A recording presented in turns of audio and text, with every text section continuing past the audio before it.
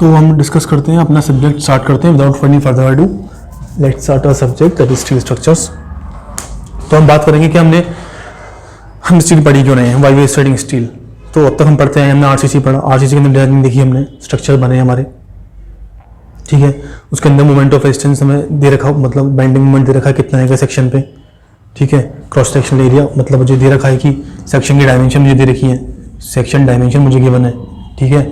Section dimension given है, bending moment given है, हम एरिया ऑफ स्टील कैलकुलेट करते थे, ठीक। कभी कभी हमारे क्या होता है, सेक्शन की डायमेंशन गिवन नहीं होती थी, सेक्शन की डायमेंशन गिवन नहीं होती थी तो उसमें B/D रेशियो अज्यूम करते थे, ठीक है। फिर अकॉर्डिंगली फिर हमारा बेंडिंग मोमेंट के अकॉर्डिंग जो भी इस पर आ रहा है मोमेंट के अकॉर्डिंग हम कैलकुलेट करते थे क्या, एरिया ऑफ स्टील से सेक्शन साइज निकालते थे, ऐसा करते थे, सब कुछ ऐसा आरसीसी में करते थे। फिर हम जब किसी भी स्ट्रक्चर को आरसीसी डिजाइन कर सकते हैं, नहीं कर सकते, फ्लेक्सिबिलिटी नहीं है आरसीसी के अंदर। कारण क्या है, why there is no flexibility in RCC, because RCC is brittle in nature. जैसे कि हम जानते हैं कि जो हमारा रीइंफोर्स्ड कंक्रीट स्ट्रक्चर जो होता है वो हमारा क्या होता है, ब्रिटल होता है। क्या होता है, ब्रिटल होता है। तो ब्रिटल होगा तो इसकी टेंसाइल लोड कैरिंग कैपेसिटी क्या होगी, वीक होगी। टेंसाइल लोड कैरी नहीं कर पाएगा ये, टेंसाइल लोड कैरी नहीं कर पाएगा। तो हमने कहा कि हमको भाई फ्लेक्सिबिलिटी नहीं है, यानी कि डिजाइनर के पास कोई भी फ्लेक्सिबिलिटी नहीं है। इवन मेरे को कोई आर्च बीम प्रिपेयर करना है या आर्च स्लैब प्रिपेयर करनी है, कंस्ट्रक्ट करनी है, तो मैं नहीं कर पाता। तो उन्होंने क्या करा, तो फिर आया, क्योंकि हमारी जो आरसीसी की जो टेंसाइल स्ट्रेंथ होती है वो अराउंड 15 to 20% होती है कि टेंशन में वीक क्यों है। तो आप सोच रहे होंगे कि सर आपने बोल दिया कि टेंशन में वीक है, बट क्यों है वीक। टेंशन में इसलिए वीक है क्योंकि हमारे आरसीसी के अंदर माइक्रोपोर्स होते हैं। सपोज आप ले लो, मैं आपको अभी एक्सप्लेन करता हूँ कैसे वीक है। मेरे पास कोई पेपर है शायद, हाँ मेरे पास है पेपर।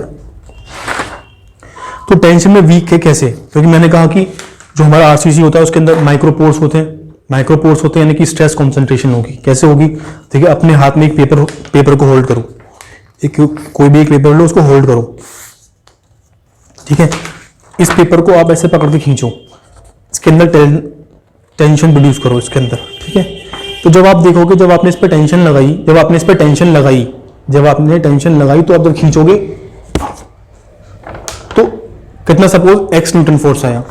बट अभी इसी पेपर के अंदर मैंने क्या करा, इसी पेपर के अंदर मैंने एक होल कर लिया, ठीक है जी, कर लो होल, आप भी करो। अब होल कर लिया, अब मैंने क्या करा, अब उतना ही x न्यूटन फोर्स लगाया। कितना लगाया, x न्यूटन। अब मैं मेजर तो कर नहीं सकता, मेरे पास कोई पैरामीटर नहीं मेजर करने का, बट मेजरिंग करके चल रहा हूँ कि उतना ही फोर्स में लगा रहा हूँ। मैंने x न्यूटन फोर्स लगाया, क्या हो गया ये, it will tear apart at a very less load, यानी कि जो मैं लगा रहा था लोड उससे बहुत ही कम पर वो टीयर अपार्ट हो गया, क्योंकि इसके अंदर होल आ गया। यही होता है आरसीसी के अंदर, कि आरसीसी के अंदर माइक्रोपोर्स होते हैं। जब आरसीसी के अंदर माइक्रोपोर्स होंगे तो वो टेंसाइल स्ट्रेंथ को बियर नहीं कर सकता, डायरेक्ट टेंशन को तो बिल्कुल नहीं कर सकता। बेंडिंग टेंशन के अंदर तो हम क्या करते हैं, बेंडिंग टेंशन जब होती है, सपोज मेरा कोई बीम है, ठीक है, there is a beam subjected to UDL, ठीक है। हम आरसीसी में घुस गए स्टील से, कोई बात नहीं, उसका जरूरी है कि हम पढ़े क्यों ना steel. If there is a beam, RCC beam subjected to UDL, ठीक है, सिंपली सपोर्टेड बीम है जो कि सब्जेक्टेड टू यूडीएल है। इसके अंदर क्या है, ठीक है, जब मैंने इसका बेंडिंग मोमेंट डायग्राम बनाया, ठीक है, जो भी मेरे कितनी आएगी, यहाँ पे सेंटर पे कितना आएगा मैक्सिमम बेंडिंग मोमेंट, कितना आएगा, WL²/8 आएगा। आपने सेंटर ऑफ मटेरियल के अंदर पढ़ा होगा फ्रॉम सोम, ठीक है। सोम नहीं पढ़ा तो अज्यूम कर लो कितना आएगा, ठीक है। We can not discuss in detail, we don't have that much time. तो यानी कि जो हमारा सेंटर पे डिफ्लेक्शन आएगा वो इतना आएगा, WL²/8 आएगा, ठीक है। जब तो और यानी कि क्रॉस सेक्शन मेरा ऐसा होगा, और ये सेक्शन जब ऐसे मुड़ेगा, यानी कि मेरा ऐसे मुड़ रहा है, यानी सेक्शन ऐसे हो रहा है, साइड से देखोगे तो ये चीज ऐसे कुछ होगी, रिजल्टेंट स्ट्रक्चर कुछ ऐसा आएगा,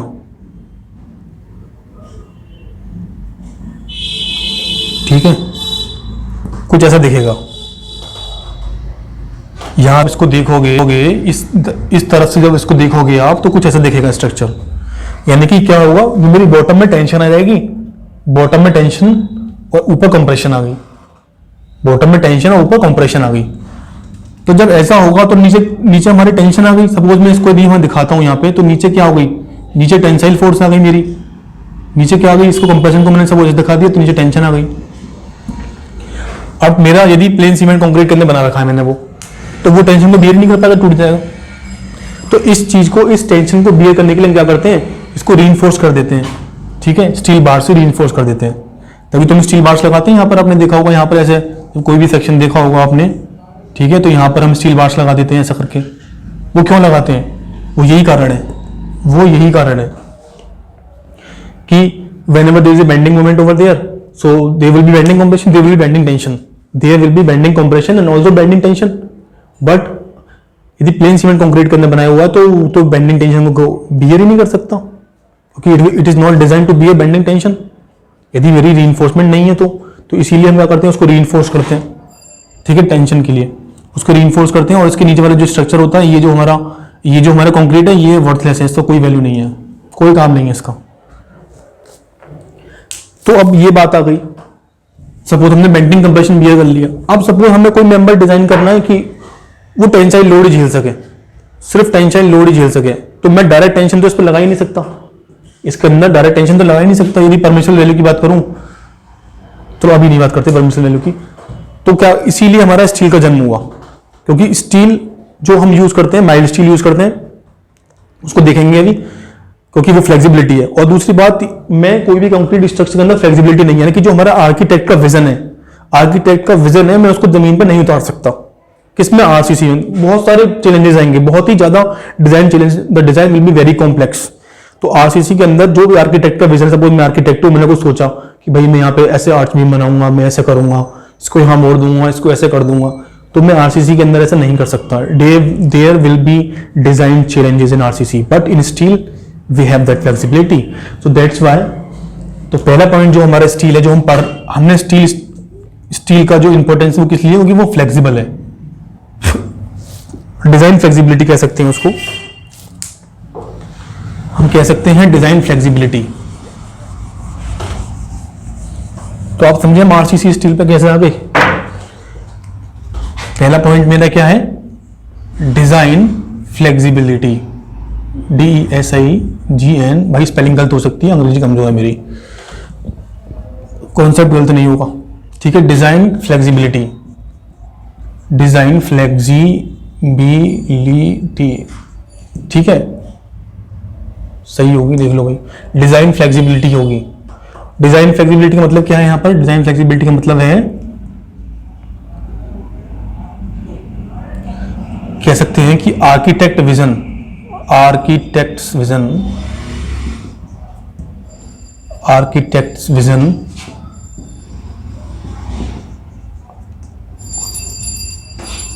can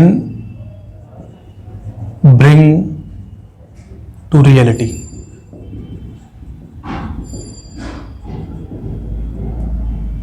architect vision can bring to reality, यानी कि जो भी आर्किटेक्ट सोच रहा है हमारा, उस चीज को मैं स्टील की हेल्प से, यदि मैं कोई स्ट्रक्चर को डिजाइन, जो मेरा आर्किटेक्ट सोच रहा है, आर्किटेक्ट तो कोई भी सोच सकता है, भी उसके अंदर 50 चीजें चलती है दिमाग के अंदर कि मैं इसको ऐसे डिजाइन कर सकता हूं। जब भी आप कभी मेट्रो स्टेशन पे जाओगे, ठीक है, तो ऊपर सर करके देखना, उसकी रूफ देखना, उसके अंदर उसके जो बीम्स हैं, कॉलम्स हैं, आर्च्ड बीम में देखना कितनी फ्लेक्सिबल डिजाइनिंग है उसके अंदर, कि कभी ऐसे मोड़ रखा है, कभी यहाँ मोड़ रखा है, कभी यहाँ उसकी डेप्थ ज्यादा है, कभी यहाँ कम है, अकॉर्डिंगली कितना लोड आ रहा है, मोमेंट आ रहा है, उसके हिसाब से नहीं कितना फ्लेक्सिबिलिटी है वहां पर। आप जब मेट्रो स्टेशन पे जाना, ऊपर जाके देखना कि जो वहां पर डिजाइन स्ट्रक्चर्स, जो हमारी रूफ है, जो हमारी मेट्रो स्टेशन की जो रूफ है, तो जो भी उसमें स्टील स्ट्रक्चर से डिजाइन की गई चीजें, उनको देखना उसमें कितने फ्लेक्सिबल डिजाइन है। वो कुछ भी वहां कुछ भी कर सकते हैं, यानी कि मैं आर्किटेक्ट्स के विजन को मैं रियलिटी में ला सकता हूं। ये फ्लेक्सिबिलिटी था कौन, हमें स्टील स्ट्रक्चर्स, इसीलिए हम स्टील को आगे बढ़ते हैं। दूसरा हमारा क्या हो सकता है, दूसरा सोचो, दूसरा हो सकता है हमारा क्या, सेल्फ वेट, यानी कि आरसीसी के अंदर जो इतने सारे कंपाउंड्स, हम इतने सारे एलिमेंट यूज करते हैं, इतने इंग्रेडिएंट्स होते हैं, ये होता है, स्टील होता है, मतलब सैंड होता है, सीमेंट होता है, ठीक है, और कंक्रीट की वो होती है, रोड़ी होती है, ये सारी चीज़ें होती हैं, फिर स्टील बार्स भी होती हैं, तो उसका सेल्फ वेट बहुत ज़्यादा होता है। यानी कि सेल्फ वेट की बात करूं मैं सेल्फ वेट क्यों डिस्कस कर रहा हूं, क्योंकि this will relate to foundation,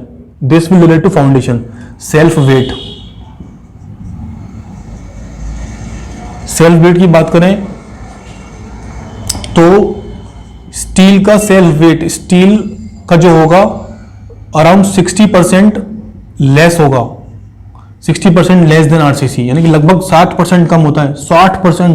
60% तो बहुत बड़ी क्वांटिटी होगी, 60% देन आरसीसी। यानी कि किसी भी लोड बियरिंग स्ट्रक्चर है कोई मेरा आरसीसी का और एक स्टील का, सेम लोड के लिए डिजाइन कर रहा हूं मैं, ठीक है, सेम लोड है मेरा, एक्स किलोन्यूटन या कोई बेंडिंग मोमेंट आ रहा है, सेम लोड के लिए मैंने एक स्ट्रक्चर डिजाइन किया, एक आरसीसी डिजाइन किया, एक मैंने स्टील से डिजाइन किया, ठीक है, कुछ जो भी डिजाइन पैरामीटर्स उनको देखते हुए मैंने डिजाइन किया और मैंने देखा कि आरसीसी के अंदर जो सेल्फ वेट आता है स्ट्रक्चर का वो 60% ज्यादा है स्टील से, तो उससे क्या फर्क पड़ेगा? बिल्कुल फर्क पड़ेगा। यानी कि जब मैं मल्टी स्टोरी बिल्डिंग को डिजाइन करूंगा या कोई ऐसी चीज डिजाइन करूंगा कि सेल्फ वेट मेरा बढ़ता जा रहा है, तो मेरा वो अल्टीमेटली वो लोड कहां जाएगा? जो अल्टीमेटली जो मेरा वेट आ रहा है, जो सेल्फ वेट आ रहा है, वो डेड लोड आ रहा है, वो कहां जाएगा? वो मेरे कहां जाएगा? फाउंडेशन पे जाएगा ना भाई, मेरे को फाउंडेशन में डिजाइन करनी है, फाउंडेशन में जाएगा, फाउंडेशन से मेरा जो भी बियरिंग स्ट्रेटा है वहां पे चला जाएगा, तो फाउंडेशन में जाएगा, कॉलम से बीम पे आएगा, बीम से कॉलम पे आएगा, ऐसे ट्रांसमिट होता हुआ सीधा नीचे जाएगा फाउंडेशन पे, फाउंडेशन से बियरिंग स्टार्टर पे जाएगा। तो मेरे को उस इतने हैवी लोड के लिए, जिसका कुछ काम ही नहीं है, सेल्फ वेट इतना ज्यादा है उसका, क्योंकि मेरा क्रॉस सेक्शन ज्यादा होगा, सेम लोड के लिए उसका क्रॉस सेक्शन ज्यादा होगा, तो क्रॉस सेक्शन होगा सेम लोड के लिए वो आरसीसी का ज्यादा होगा एज कम्पेयर टू स्टील। यानी कि मेरा सेल्फ वेट इतना ज्यादा हो गया, तो फाउंडेशन मेरी वेरी कॉस्टली होगी, foundation will be very costly in case of RCC. In RCC, foundation will not be that much economical, will not be that much economical। ठीक है जी, कोई दिक्कत नहीं है, समझ में आ गया सेल्फ वेट की क्या इंपॉर्टेंस थी, सेल्फ वेट की इंपॉर्टेंस समझ में आ गई। अब तीसरा पॉइंट क्या हो सकता है? तीसरा पॉइंट बताओ क्या हो सकता है? तो ऐसी क्या प्रॉपर्टी है आरसीसी की जो हमें बहुत ही ऐसी लगती है, जो कि हमारे लिए खतरनाक साबित हो सकती है? Definitely brittleness. स्टील क्या होगा हमारा? स्टील में भी हम बेसिकली जो डिजाइन करेंगे वो माइल्ड स्टील में करेंगे, जो भी हमारी डिजाइनिंग होगी वो माइल्ड स्टील में होगी, वो हम पढ़ेंगे माइल्ड स्टील में क्यों होगी। अभी ये मान के चलो कि माइल्ड स्टील में होगी। तो डक्टिलिटी की बात करते हैं, ठीक है, डक्टिलिटी, माइल्ड स्टील डक्टाइल होगी, ठीक है, हम डक्टिलिटी तीसरी इंपॉर्टेंट प्रॉपर्टी होगी डक्टिलिटी। तो भाई हमने देखा कि आरसीसी क्या था, आरसीसी मेरा ब्रिटल था नेचर में, ब्रिटल था यानी कि टेंसाइल लोड को बियर नहीं कर पाएगा, तो यानी कि यदि डायरेक्ट टेंशन को तो बिल्कुल नहीं, डायरेक्ट टेंशन तो हम generally we don't apply direct tension. Ductility की बात करें तो स्टील के अंदर हमारा जो माइल्ड स्टील होगा, जिसपे हम स्टील स्ट्रक्चर को डिजाइन करेंगे, माइल्ड स्टील के अंदर क्यों करेंगे वो हम देखते हैं आगे, क्योंकि वो डक्टाइल होता है, it will B ductile in nature. तो डक्टिलिटी एक ऐसी इंपॉर्टेंट प्रॉपर्टी हो गई कि जिसकी वजह से हम स्टील स्ट्रक्चर को प्रेफर करेंगे यदि हमारा टेंसाइल लोड आ रहा है। तो एक प्रॉपर्टी हमारी क्या होगी? डक्टिलिटी। डक्टिलिटी क्या होती है समझ में आता है ना आपको? डक्टिलिटी आपने सोम के अंदर स्ट्रेस स्ट्रेन कर पढ़ा होगा। सपोज मेरी ये स्ट्रेस है, ये स्ट्रेन है, ठीक है, स्ट्रेस स्ट्रेन कर पड़ा होगा। कोई भी एक एक्स मटेरियल के लिए मैं स्ट्रेस स्ट्रेन कर ड्रॉ करता हूं, ठीक है, ऐसा कुछ नहीं है कि वो कौन सा मटेरियल है, किसी भी एक्स मटेरियल के लिए मैंने स्ट्रेस स्ट्रेन कर ड्रॉ किया सपोज, ठीक है। तो ये क्या है? ये जो इलोंगेशन है मेरा, यहां से लेकर यहां तक जो इलोंगेशन है ये मेरा, ये इसकी डक्टिलिटी है। ये जो इलोंगेशन है, इलोंगेशन, ये तो this elongation is actual ductility, यानी कि मैं कितना उसको, मतलब कितना खींच सकता हूं, कितना मैं खींच सकता हूं जिससे कि वो फेलियर ना हो, मतलब बिफोर फेलियर कितना मैं उसको खींच सकता हूं, ठीक है। वही मेरे क्या है, उसकी इलोंगेशन जो भी हो रही है वो भी उसकी डक्टिलिटी हो गई। और यहीं पर यदि मैं क्या आरसीसी का देखूं तो आरसीसी का क्या होगा, मेरी इलास्टिक लिमिट में ही वो यहां ड्रॉप हो जाएगा, यानी कि यहीं यहीं कहीं क्या हो जाएगा, फेल हो जाएगा वहीं जाके। तो जो उसका प्लास्टिक जोन होगा ही नहीं। There will be no plastic zone, there will be no plastic zone, there will be no plastic zone in case of RCC. That's why when the tensile loads are coming on our structure we would be going towards steel. The fourth point could be, fourth point हमारे जैसे flexibility के अंदर हम flexibility हो गया। Fourth point क्या होगा, maintenance. Suppose ले लो फोर्थ पॉइंट हो गया हमारा मेंटेनेंस।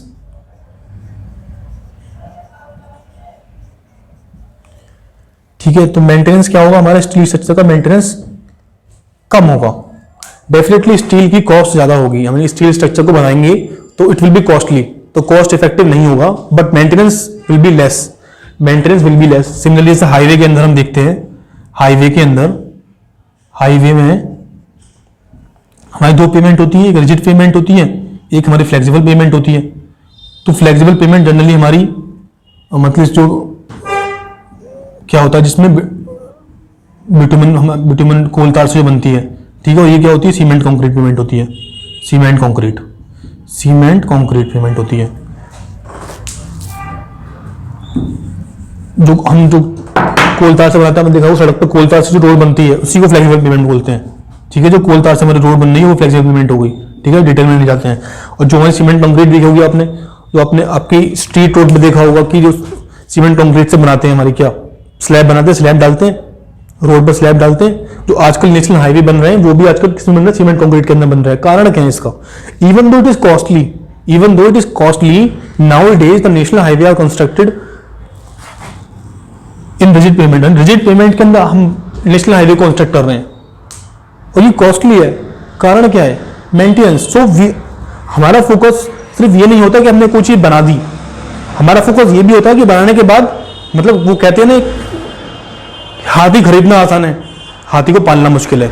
सेम विद, मैंने बना तो दिया रोड को मेंटेन भी तो करना है मुझे, तो रोड को मेंटेन भी करना है भाई मुझे 10 साल 15 साल, जब तक भी उसकी डिजाइन लाइफ है मुझे उसको मेंटेन भी करना है। तो इसकी मेंटेनेंस कॉस्ट बहुत कम होती है, किसकी, सीमेंट कंक्रीट पेमेंट की, जो आजकल हम बना रहे हैं। और गवर्नमेंट का टारगेट है कि 2040 तक इंडिया के अंदर सारे नेशनल हाईवे क्या होंगे, सीमेंट कंक्रीट पेमेंट के होंगे, ऐसा बोल रहे हैं। देखते हैं क्या होता है। लेकिन आजकल जो नेशनल हाईवे कंस्ट्रक्ट हो रहे हैं वो सीमेंट कंक्रीट के अंदर ही हो रहे हैं, क्योंकि हमारा फोकस मेंटेनेंस है। हाथी को पालना इज नॉट ए मुश्किल थिंग, हाथी को खरीद तो लेंगे बट पालना मुश्किल है ना। तो मैंने सीमेंट कंक्रीट के अंदर बनाऊंगा, ठीक है, इनिशियल कॉस्ट में बियर कर ले जाऊंगा, बट मैंने मेंटेनेंस कॉस्ट बचाई क्योंकि वो प्रोग्राम डोनेशन के लिए। क्योंकि अब बात करो आप, इन्फ्लेशन होता है, मैंने फ्लेक्सिबल पेमेंट बना दिया, इन्फ्लेशन होगा, ठीक है, इन्फ्लेशन होगा तो और मेंटेनेंस आ रही है मेरी, बहुत ज्यादा इन्फ्लेशन हो रहा है, मेंटेनेंस आ रही है, तो मेरे लिए प्रॉब्लम हो जाएगी वहां पर। ठीक है, तो सिमिलरली यहां पर क्या होगा, रिजिड पेमेंट के अंदर क्या होगा, हमारी मेंटेनेंस कॉस्ट इतनी नहीं होगी। तो हमारा फोकस क्या है, मेंटेनेंस है, हमारा फोकस मेंटेनेंस है, मेंटेनेंस फोकस है। इसीलिए स्टील स्ट्रक्चर के लिए एक पॉजिटिव पॉइंट है कि इसकी जो मेंटेनेंस होती है वो लेस होती है as compare to RCC, maintenance is less. आप तो इसे नोट कर लो, अब फिर आगे देखते हैं। तो हमने क्या पढ़ लिया, मेंटेनेंस तक पढ़ लिया था। कौन सा पॉइंट था वो, चौथा पॉइंट था, 5वां पॉइंट है हमारा स्क्रैप वैल्यू डिस्कस करते हैं। अब ये बताओ कोई स्क्रैप, आरसीसी और स्टील में कंपैरिजन चल रहा है हमारा, ठीक है, तो स्क्रैप वैल्यू की बात कर रहे थे हम, SCRAP, स्क्रैप वैल्यू, ठीक है। तो जो हमारा आरसीसी का स्ट्रक्चर जो हमने डिजाइन किया है, तो क्या जब हमारी उसकी यूटिलिटी पीरियड खत्म हो जाएगा तो क्या उसकी कोई स्क्रैप वैल्यू होगी? तो in case of RCC the scrap value will be none, but in case of steel we have a definite scrap value, यानी कि हमें क्या मिलेगी, scrap value will be there in case of steel, scrap value हमारे पास होगी। यानी कि जो हमारा स्ट्रक्चर की यूटिलिटी पीरियड खत्म हो गया है, सर्विसेबल नहीं रहा है, सपोज फेल हो गया है, कनेक्शन फेल हो गया है, मेंबर फेल हो गया है, ठीक है, कनेक्शन क्या है, मेंबर क्या है, सोच रहे हो सर ये कनेक्शन मेंबर क्या है, क्या बोल रहे हो, ठीक है, वो सारी चीजें आगे आएंगी। तो उस केस में क्या होगा, सपोज मेरा कोई भी स्टील रॉड ले लो, मैंने एक स्टील की रॉड खरीदी, ठीक है, तो मेरी वो पुरानी हो गई, उस पर जंग लग गई, तो फिर भी उसकी कुछ ना कुछ वैल्यू होगी। वैल्यू इन द सेंस यदि उसको मार्केट स्क्रैप वैल्यू यानी उसको मार्केट में यानी कि आफ्टर यूटिलिटी पीरियड, यानी कि आफ्टर यूटिलिटी पीरियड की बात कर रहा हूं मैं। आफ्टर स्क्रैप वैल्यू क्या होगी, ठीक है, बुक वैल्यू क्या, ये सब कहां पढ़ोगे? अब एस्टिमेशन में पढ़ोगे। कहां पढ़ोगे? एस्टिमेशन में। तो आप अपने एस्टिमेशन वाले सर से पढ़ना है इसको। यदि मैंने पढ़ा है तो मैं ही पढ़ाऊंगा एस्टिमेशन में। तो after utility period, after utility period, ठीक है, द वैल्यू, द वैल्यू, यहां पर वैल्यू का मतलब क्या है? यहां पर वैल्यू का मतलब क्या है? वैल्यू मतलब मनी, यहां वैल्यू का मतलब मनी से है, ठीक है। तो after utility period the value of the structure, यानी कि जो भी मेरा स्टील का स्ट्रक्चर है, जो भी मेरा स्टील का स्ट्रक्चर है उसकी यूटिलिटी पीरियड के बाद में कुछ ना कुछ तो वैल्यू होगी। यानी मैं उसको बेचूंगा तो मेरे को कुछ ना कुछ पैसे मिल जाएंगे, कुछ ना कुछ पैसे मिल जाएंगे। एक तरह से मान लो मैंने ये पेपर ले लिया तो ये मेरा पेपर सपोज क्या था? आरसीसी था। पेपर मेरा क्या था? आरसीसी था, क्योंकि टेंसाइल लोड बेयर नहीं कर पाया, इसके अंदर होल था, होल्स थे, पोर्स थे, micro holes, pores, stress concentration, failure क्या है मेरा? ब्रिटल हो गया। तो मैं इसको देखने जाऊंगा तो मेरे को कोई वैल्यू नहीं मिलेगी। लेकिन मेरे पास कोई स्टील स्ट्रक्चर होगा वो फेल हो गया। फेल का मतलब कभी कोलैप्स नहीं होता है, नेवर गॉट कंफ्यूज्ड। ये फेलियर का मतलब ये नहीं होता है कि वो कोलैप्स हो गया। फेलियर का मतलब ये नहीं होता है कि वो कोलैप्स हो गया। फेलियर का मतलब ये भी हो सकता है कि वो सर्विसेबल नहीं है। यानी कि वो सपोज मेरा कोई स्टील रॉड था ऐसे, अब क्या हो गया? वो मुड़ गया, ऐसे हो गया। ऐसे तो खैर नहीं होगा। सपोज वो मुड़ गया, उसके अंदर बकलिंग आ गई, ठीक है। मैंने टेंशन के लिए डिजाइन किया था, टेंशन के लिए मैंने वो डिजाइन किया था, लेकिन सपोज रिवर्सल ऑफ लोड की वजह से उसके अंदर कंप्रेसिव लोड भी आ गया, ठीक है। यदि मैं किसी भी स्टील की रॉड को ऐसे का कोई भी चीज मैंने ले ली, इसकी कुछ कंप्रेसिव स्ट्रेंथ होगी, सपोज स्टील रॉड है, डेफिनेटली इसकी कंप्रेसिव स्ट्रेंथ ज्यादा होती है, वो हम देखेंगे कर तब देखेंगे। तो मैं इसको दबा रहा हूं तो आपने देखा होगा जब आप किसी भी डंडे को या किसी को दबाओगे तो कंप्रेशन होने पर वो बीच से उठ जाएगा, बीच से उठ जाएगा। यानी कि क्या हो जाएगी? उसके अंदर बकलिंग हो जाएगी, कुछ ऐसा हो जाएगा। ये मेंबर से दबाओगे इसको तो कुछ ऐसे हो जाएगा, इसकी ऐसे कमर से निकल आएगी ऊपर की तरफ, ठीक है। तो इसी को बोलते हैं बकलिंग। क्या बोलते हैं? बकलिंग, ठीक है। तो बकलिंग फेलियर हो गया उसको। तो इस रॉड को मैं देखने जाऊंगा तब भी मेरे को उतने पैसे मिलेंगे? उतने नहीं मिलेंगे, कुछ कम मिलेंगे, लेकिन कोई ना कुछ वैल्यू होगी, उसकी मनी वैल्यू होगी। बट मेरा कोई स्टील, मेरा कोई आरसीसी का मेंबर है, यदि वो फेल हो गया, आरसीसी का मेंबर है सपोज, ठीक है, वो फेल हो गया, ठीक है, तो उसकी कोई स्क्रैप वैल्यू क्या है? जीरो। Scrap value zero. समझ में आ गया स्क्रैप वैल्यू क्या होती है? कहां फेलियर बकलिंग कहां कहां पहुंच जाते हैं पता नहीं यार।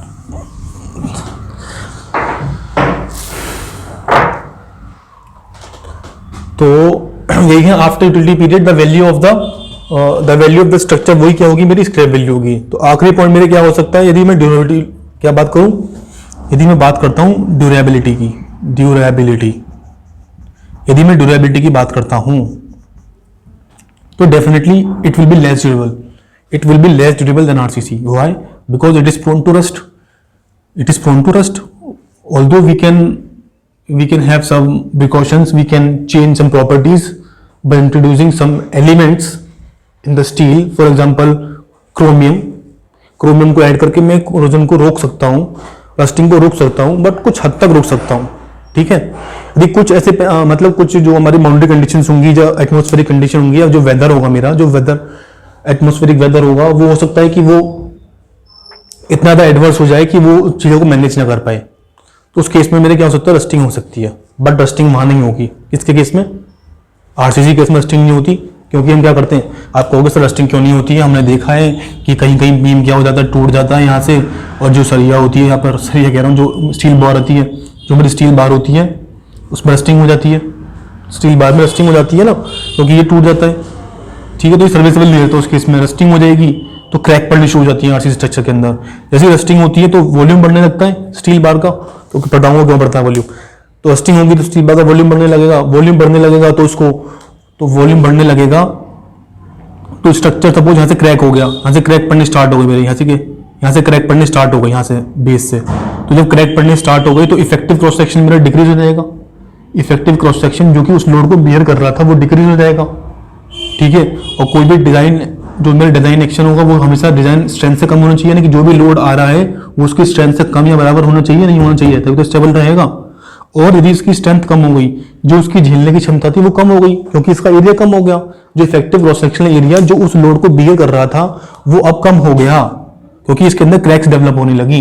तो जब वो कम हो गया तो यानी कि उसकी स्ट्रेंथ कम हो गई, स्ट्रेंथ कम हो गई तो डिजाइन जो एक्शन होगा, जो मेरे इसके अंदर लोड डाल रहा हूँ मैं, एक्सटर्नल लोड जो डाल रहा हूँ उसके अंदर, डेड लोड भी इसके अंदर आएगा, विंड लोड, अर्थक्वेक लोड, जो भी जैसे भी लोड है, तो वो क्या होगा, वो उसकी वजह से उसका फेलियर हो सकता है। फेलियर का मतलब बिल्कुल नहीं है कि टूट के नीचे गिर जाएगा चांद पे, ऐसा नहीं है। फेलियर का मतलब हो सकता है कि वो टेढ़ा हो जाए, तो टेढ़ा भी मेरे लिए क्या है, एक तरह से फेलियर है, क्योंकि वो सर्विसेबल नहीं रहा।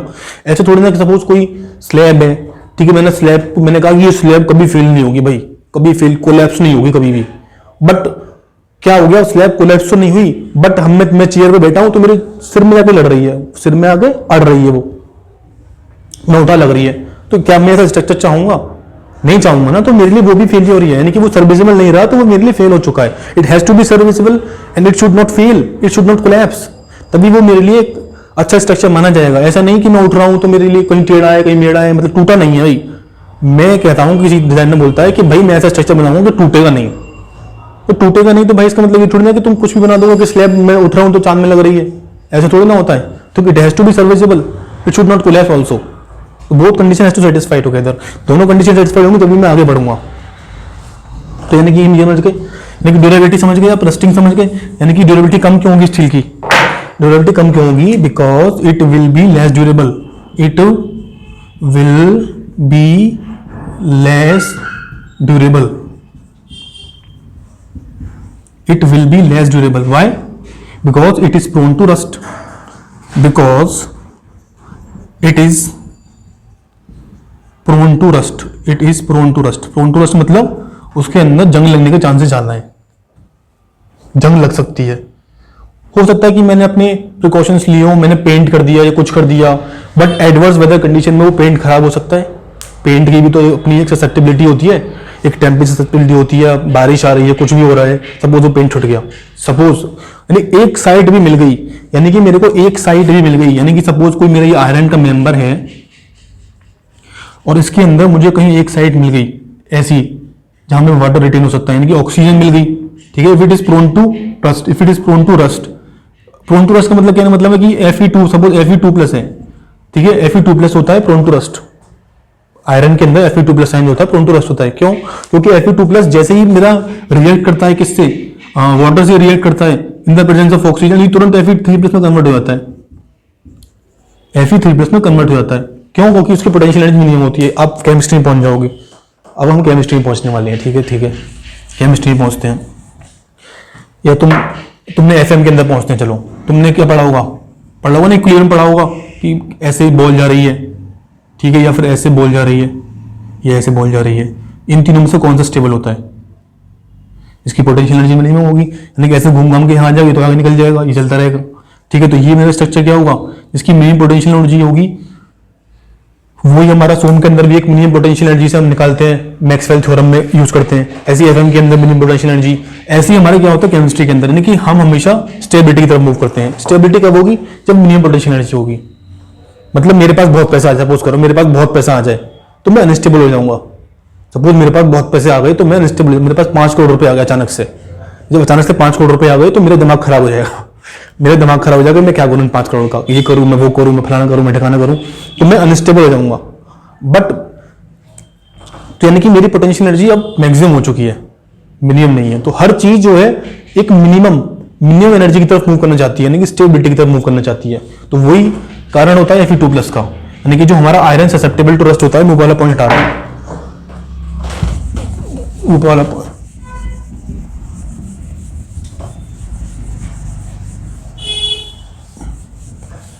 यानी कि जो हमारा Fe2+ होता है, जो हमारा Fe2+ होता है वो ससेप्टेबल टू रस्ट होता है, यानी ससेप्टेबल मतलब कि ये अपनी इक्विलिब्रियम में जाना चाहेगा। यानी कि इस Fe2+ को यदि ऑक्सीजन मिल गई, शायद मैं ज़्यादा तेज बोल रहा हूँ, मैं धीरे बोलने की कोशिश करूँगा। यदि इस Fe2+ को ऑक्सीजन मिल गई, ठीक है, और कहीं साइड पर मुझे क्या मिल गया, साइट मतलब साइट, वो साइट नहीं, मतलब कोई ऐसी साइट है, कोई आयरन का मेंबर है, यहाँ पे सपोज आके पानी इकट्ठा हो गया है, ठीक है, ऑक्सीजन भी है और Fe2 प्लस आयनिक फॉर्म में मौजूद है सपोज वहाँ, ठीक है। तो क्या होगा मेरा, ये Fe2 प्लस मेरा कन्वर्ट हो जाएगा किसमें, Fe2 प्लस कन्वर्ट हो जाएगा मेरा किसमें, Fe3 प्लस में। ये Fe2 प्लस किसमें कन्वर्ट हो जाएगा, Fe3 प्लस में। अब Fe2 प्लस का वॉल्यूम जो होता है, जो Fe3 प्लस का वॉल्यूम होता है, यानी इसका जो वॉल्यूम होगा, इसका जो वॉल्यूम होगा वो काफी ज्यादा होता है। Volume of Fe3 plus is much more than Fe2 plus. तो यानी कि ये मान लो एक डब्बा था मेरा, इसके अंदर Fe2 प्लस आयन भरे हुए थे, Fe2 प्लस आयन भरे हुए थे, इस डब्बे के अंदर Fe2 प्लस आयन भरे हुए थे। अब जैसे इस डब्बे के अंदर क्या हुआ, इस डब्बे के अंदर मेरा क्या हुआ, पानी आया, ऑक्सीजन मिला, पानी आया, तो क्या हुआ, ये डब्बा जो कन्वर्ट हो गया Fe3 प्लस में। कहाँ कन्वर्ट हो गया, Fe3 प्लस में, Fe3 प्लस में। बट Fe3 प्लस का जो वॉल्यूम है, Fe3 प्लस का जो वॉल्यूम है, Fe3 प्लस का जो वॉल्यूम है वो ज़्यादा है किससे, Fe2 प्लस से। Fe2 प्लस से आता है Fe3 प्लस का वॉल्यूम। तो क्या होगा, ये क्या होगा, बाहर आ जाएगा ना, ये बाहर आ जाएगा डब्बे से। कोई डब्बा तो फुल था पूरा, अब वो डब्बे से बाहर आ जाएगा, तो ये भारी थ्रस्ट होती है, यही थ्रस्ट होती है। सपोज ये मेरी आयरन रॉड है मेरी, ये ठीक है, यहाँ पर रस्टिंग स्टार्ट हुई, इस पॉइंट पे सपोज रस्टिंग स्टार्ट हुई, तो ये क्या होगा, ऐसा बन जाएगा ना। वही डब्बे वाला केस देख लो, तो यहाँ पर जो Fe2 प्लस आयन थे वो Fe3 प्लस में कन्वर्ट हो गए, Fe3 प्लस में कन्वर्ट हो गए, बट उतना वॉल्यूम तो वो उतना वॉल्यूम उसकी है ही नहीं, मतलब वो वॉल्यूम उसका क्या हो ज्यादा होगा, वॉल्यूम ज्यादा होगा तो क्या बाहर की तरफ आ जाएगा। तो आपने देखा होंगे जो परत बन जाती है, लेयर्स बन जाती है रस्ट की, ठीक है, लेयर्स बन गई। अब लेयर्स बन गई, सपोज एक लेयर यहाँ भी बन गई, सपोज एक लेयर यहाँ भी बन गई, सपोज कर लो। तो यानी कि जब लेयर्स बन गई तो यहाँ पर जो ऑलरेडी एक साइड मौजूद थी पानी इकट्ठा होने के लिए, अब वो साइड मेरी बढ़ती जा रही है, यहाँ भी एक साइड आ गई, यहाँ भी एक साइड आ गई, यहाँ भी एक साइड आ गई, तो फर्दर कोरोजन होगा, फिर फर्दर कोरोजन होगा, फिर साइड बढ़ती चलेगी, कोरोजन होता चला जाएगा। It will never stop, it will never stop. तो कोरोजन होता चला जाएगा। फाइनली कोरोजन होने से होगा क्या, कोरोजन होने से होगा क्या, तो बताओ मुझे, कोरोजन होने से होगा क्या, इसका क्रॉस सेक्शनल एरिया कम हो जाएगा, क्रॉस सेक्शनल एरिया कम हो जाएगा इसका। तो यानी कि पहले यदि इतना सेक्शन मेरा बियर कर रहा था, ये φ1 है, तो अब सपोज ये φ2 बियर करेगा, यानी कि जो लोड φ1 बियर कर रहा था, ठीक है, उसका क्रॉस सेक्शनल एरिया A1 था, अब वही लोड φ2 बियर करेगा जिसका क्रॉस सेक्शनल एरिया A2 था, इसका क्रॉस सेक्शनल एरिया A2 था।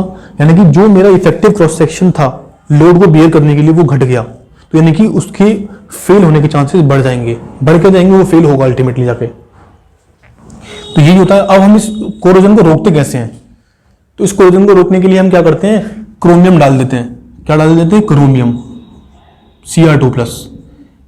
मैं Fe इसको हटाता हूं, मैं इसको नोट कर लो पॉज करके। तो क्या होता है, अब मैं क्या डालता हूं, यहां पर डालता हूं मैं, यदि Fe2 प्लस जो था मेरा, ठीक है, इफ Fe2 प्लस की जगह यदि मैं क्रोमियम डाल दूं, ठीक है, इसकी भी लिमिट होती है, मैं सिर्फ 10 से 12%, 10 से 12% एग्जैक्टली मुझे याद नहीं आ रहा कितना है, लेकिन 10 से 12% होता है शायद, एक बार चेक कर लेना नोटबुक में। 10 से 12% ही मैं Fe2 प्लस आयन को रिप्लेस कर सकता हूँ क्रोमियम से, ठीक है, 10 से 12% को ही मैं रिप्लेस कर सकता हूँ। तो जब मैं 10 से 12% को रिप्लेस कर दूंगा Fe2 प्लस को Cr2 प्लस से, तो जो फाइनल जो मेरा बन के आता है, जो फाइनल अलॉय बन के आएगा मेरा, जो मेरा फाइनल अलॉय होगा, जो मेरा फाइनल अलॉय होगा वही मेरा क्या कहलाता है, स्टेनलेस स्टील, स्टेनलेस स्टील। तो क्वेश्चन पूछ सकता है वो कि which of the following element present in stainless steel, chromium, chromium होगा भाई, यानी कि क्रोमियम, तो क्रोमियम स्टेनलेस स्टील के अंदर कौन सा होता है, क्रोमियम होता है, ठीक है, याद रखना। तो पूछ सकता है which of the following element present in stainless steel, दे देगा क्रोमियम, दे देगा निकल, दे देगा, मे भी निकल होता हो, मतलब कोई भी, बस प्रोमिनेंटली क्या होता है, जो स्टेनलेस स्टील हम बनाते हैं उसका जो प्रोमिनेंट, जो उसको कोरोजन रेजिस्टिव बनाता है वो कौन होता है, which element made stainless steel corrosion resistive, तो कौन बनाएगा, क्रोमियम बनाएगा।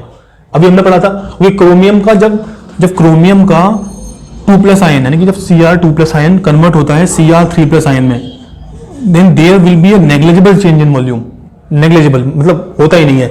यानी कि यदि मान लो ये मेरा क्रोमियम यहाँ पर Cr2 प्लस मौजूद है, ठीक है, ये मेरा क्या है, Cr2 प्लस है, Cr2 प्लस है, तो जब मेरा Cr2+ रिएक्ट करेगा और Cr3+ में कन्वर्ट होगा तो it will be having same volume. Cr2+ और Cr3+ का सेम वॉल्यूम होगा। जब सेम वॉल्यूम होगा तो रस्टिंग तो होगी ही नहीं, क्योंकि इसको जो इंटरस्टेश जो मेरी साइड्स मिल रही थी पानी इकट्ठा होने के लिए वो नहीं मिलेंगी फर्दर क्या मतलब होगा ही नहीं उस केस में। तो यानी कि Cr2+ कन्वर्टेड टू Cr3+, दोनों का क्या होता है, both Cr2+ and Cr3+ having same volume, both Cr2+। जो भी मैं ये बता रहा हूँ सब समझाने के लिए, एक बार कॉन्सेप्ट क्लियर हो गया तो कुछ नहीं है, नोट आपको रफली आप नोट कर सकते हो, जैसे कि मैंने ये जो भी लिखते हैं उसको नोट करते चले जाओ, तो उससे रिवाइज करने में आसानी हो जाएगी। उसको डिटेल में डिक्टेट नहीं कर रहा हूँ, क्योंकि डिक्टेट वाला काम अब हमारे लिए नहीं है। अब हमें कोई जाके सेमेस्टर एग्जाम नहीं लिखना है, ठीक है, तो हमारे कॉन्सेप्ट क्लियर होने चाहिए। और डिक्टेट तो आप खुद कर सकते हो इसको, नहीं यहाँ तक आप आए हो तैयारी कर रहे हो तो आप डिक्टेट खुद कर सकते हो। कि क्रोमियम तो पूछेगा स्टेनलेस स्टील कैसे बनाते हैं, तो सिंपल है, in stainless steel we will replace Fe2+ ion with Fe3+ ion with that much, मतलब 10 to 12% of Cr2+ ion will replace Fe2+ ion in normal steel, and after reacting with water and oxygen, the volume of the Cr3+ ion will be same as that of Cr2+ ion. That's why there will be no corrosion. There will be no corrosion. As such ऐसा कोई question पूछेगा नहीं आपसे, but mains के अंदर पूछ सकता है कुछ क्वेश्चन, ऐसा नहीं पूछेगा, बट ये बस समझने के लिए ऐसा क्यों हो रहा है। हाँ, लेकिन प्री के अंदर ये जरूर पूछ सकता है कि स्टेनलेस स्टील के अंदर जो उसको कोरोजन रेजिस्टिव बनाते हैं वो कैसे बनाते हैं, हम बनाते हैं उसको क्रोमियम की हेल्प से, ठीक है। तो नोट कर लो, ड्यूरेबिलिटी हो गया, it will be less durable because it is prone to what, it is prone to corrosion, it is prone to rust. Note कर लो फटाफट पॉज करके। अब हम बात करते हैं टेंसाइल स्ट्रेंथ की। टेंसाइल स्ट्रेंथ, तो हम टेंसाइल स्ट्रेंथ की बात कर ही रहे हैं, तो टेंसाइल स्ट्रेंथ की बात कर रहे हैं तो हम डिस्कस करेंगे फिर, ठीक है। तो टेंसाइल स्ट्रेंथ की बात करें तो इट विल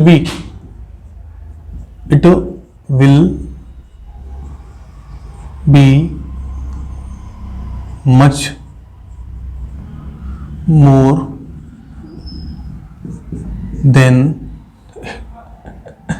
इट को टाई लिख दिया मैंने, it will be much more than comparison कर रहे हैं तो it will be much more than RCC से काफ़ी ज़्यादा होगी, ठीक है। तो उसमें जब हम माइल्ड स्टील टेंशन कर पड़ेंगे तो हम देखेंगे कितनी कैसे होती है। तो और क्या हो सकता है, फायर रेजिस्टेंस हो गया, माइल्ड स्टील हो गई, स्क्रैप वैल्यू हो गई और टेंसाइल स्ट्रेंथ हो गई। और क्या प्रॉपर्टी हो सकती है, सोचो। आई थिंक हमने सब कुछ कवर कर लिया है और हमें शायद एप्लीकेशन डिस्कस करनी चाहिए इसकी, ठीक है। तो लेट्स डिस्कस एप्लीकेशन डिस्कस करते हैं कि हम यूज कहाँ करेंगे इसको। व्हेन, वाई स्टील हमने पढ़ लिया, why we are using steel, why we are studying steel structure, that we have already discuss. Now we have to see why, when we have to use it. Why तो पढ़ लिया कि हम क्यों कर रहे हैं, क्यों इसको पढ़ रहे हैं या क्यों यूज कर रहे हैं, कब करना है ये भी देख लेते हैं, कब करना है।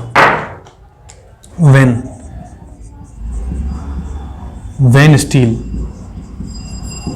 स्ट्रक्चर, कब स्टील स्ट्रक्चर को हम यूज करेंगे, ऐसा कब होगा जब हम, जैसे सपोज पहली एप्लीकेशन में कह सकता हूं कि एप्लीकेशन पढ़ रहे हैं, कह सकता हूं कि मैं एप्लीकेशन पढ़ रहा हूं। एप्लीकेशंस देखते हैं इसकी। तो सपोज पहला एप्लीकेशन हमारा क्या हो सकता है,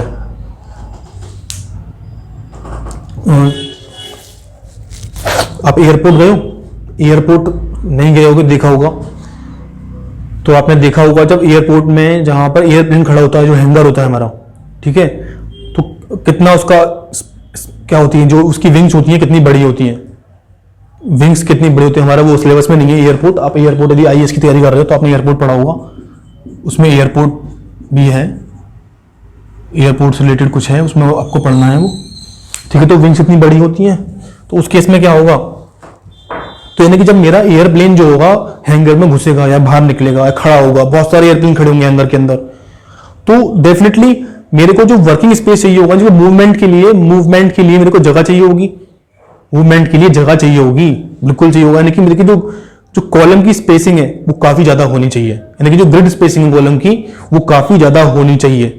grid spacing of the column will be required very much, यानी बहुत ज्यादा रिक्वायर्ड होगी। तो ऐसा जनरली पॉसिबल नहीं है कि इसमें आरसीसी के अंदर मैं ऐसा स्ट्रक्चर नहीं बना सकता जिसके अंदर मेरी जो ग्रिड कॉलम स्पेसिंग है वो काफी ज्यादा हो, ग्रिड कॉलम स्पेसिंग मेरी काफी ज्यादा हो। तो पहला कारण तो यही हो गया कि एप्लीकेशन में we will be required, if application में दे सकते हैं if more grid column spacing is required, if more grid column, if more grid column spacing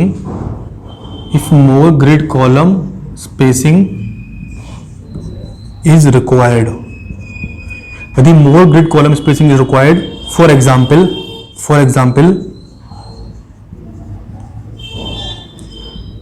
airport hangar दे लिया हमने, एयरपोर्ट हैंगर, ठीक है। तो उस केस में क्या होगा, उस केस में मेरे को स्टील स्ट्रक्चर ही यूज करना पड़ेगा, क्योंकि आरसीसी के अंदर लिमिटेशन है, आरसीसी के अंदर एक लिमिटेशन है कि मैं स्पैन इससे ज्यादा नहीं रख सकता। मैं दो कॉलम के बीच का जो स्पैन है वो मैं इससे ज्यादा नहीं रख सकता।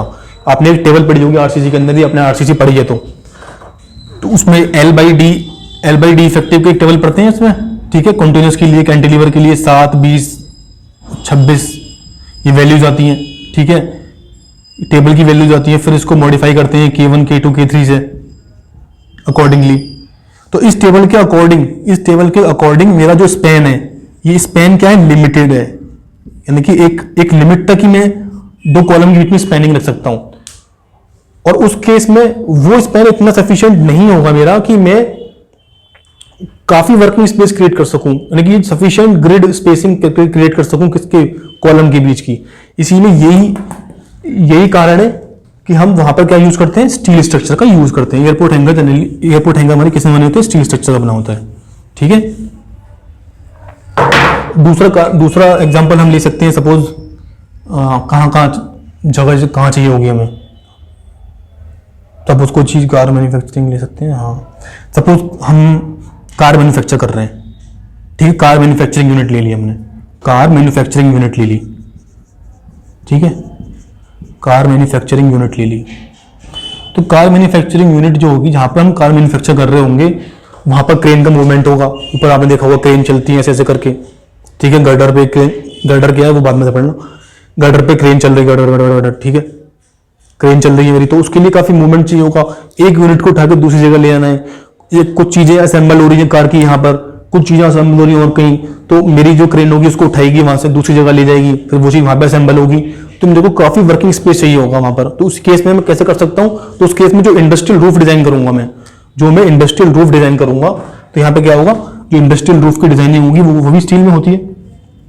इंडस्ट्रियल रूफ डिजाइनिंग,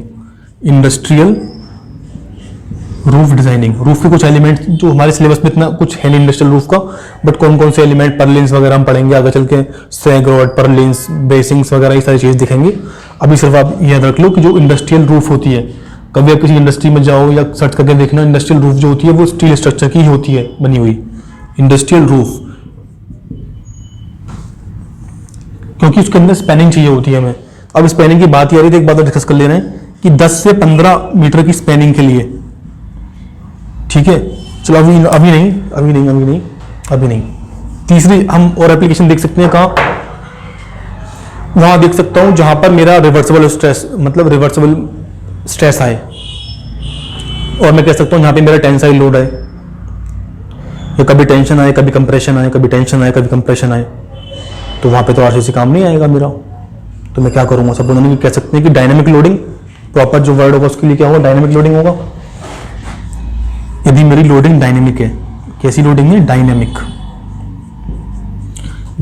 लोड है, यानी कि मेरी लोड कह रहा हूं, डायनेमिक लोड है, मेरा डायनेमिक लोड है। यदि आपको कोई भी डाउट है तो आप कमेंट सेक्शन में लिख के बता सकते हैं, मैं उसको पढ़ लूंगा अभी, ठीक है। डायनेमिक लोड है, मतलब बाद में पढ़ लूंगा, कोई बात नहीं। अब भाई मैं आपको पढ़ा रहा हूँ, लेक्चर रिकॉर्ड हो रहा है, बस थोड़ा सा मेरा भी थोड़ा दिमाग घूम जाता है, तो कुछ बोलना पड़ेगा ना। जब आप इसको देखोगे तो आपको भी मजा आएगा देखने में कि सर क्या बोल रहे हैं। डायनेमिक लोड क्या होता है, मतलब कह सकते हैं कि डायनेमिक लोड यानी कि tension compression reversal of stress cycle कह सकते हैं, रिवर्सिबल ऑफ स्ट्रेस साइकिल,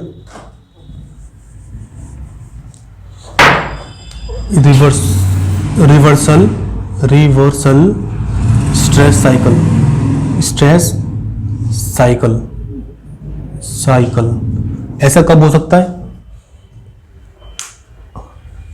कैसे भी हो सकता है। डायनेमिक लोड अर्थक्वेक लोड हो सकता है, विंड लोड हो सकता है, या कुछ ऐसा सोर्स हो सकता है, जो ऐसा कुछ सोर्स होगा जो हम मतलब ऐसा कुछ लोड का डिस्ट्रीब्यूशन हो रहा है कि कभी सपोज मैंने डिजाइन किया उसको टेंशन के लिए, कंप्रेशन के लिए डिजाइन किया है, तो सपोज कभी किसी कारणवश उसमें कंप्रेशन आ गया, बट मैंने कंप्रेशन उसको डिजाइन नहीं किया था, तो उस केस में क्या होगा, वो फेल हो सकता है मेरा स्ट्रक्चर।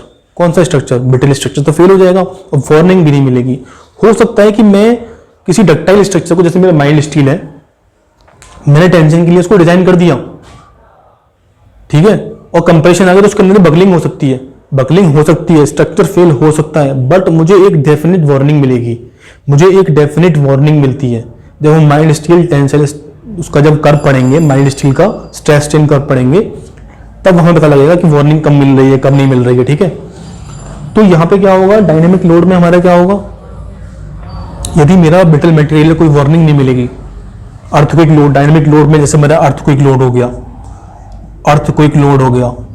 या विंड लोड हो गया, EARTHQA, अर्थक्वेक लोड या विंड लोड हो गया, ठीक है, या विंड लोड हो गया, इनके केस में मुझे क्या होगा, वार्निंग नहीं मिलेगी, इनके केस में मुझे वार्निंग नहीं मिलेगी ब्रिटल स्ट्रक्चर के केस में, बट डक्टाइल के केस में वार्निंग मिलेगी। एक कारण ये भी है कि मैं डायनामिक लोड में इसको यूज करता हूं, किसको, स्टील स्ट्रक्चर को, ठीक है। अब एक एग्जांपल आप देख सकते हो, आपने रेलवे के जो ब्रिजेस देखे हैं, रेलवे ब्रिजेस के केस में मैं स्टील ट्रस यूज करता हूं वहां पर, ठीक है। हो सकता है मेरे अबेंडमेंट वगैरह यदि मैं आरसीसी में डिजाइन कर दूं, क्योंकि वहां पर फाउंडेशन में उस तरह मैं आरसीसी यूज कर लूं, बोर्ड यूज करूं, ठीक है। तो उस केस में यदि रिवर्सल स्ट्रेस साइकिल आता है, किसमें, रेलवे ब्रिजेस में कह सकता हूं। कहां पे होगा ऐसा, रेलवे ब्रिजेस, इसीलिए वो मेरे क्या होते हैं, जो ट्रस होता है वो मेरे क्या होता है, स्टील स्ट्रक्चर का होता है। रेलवे ब्रिजेस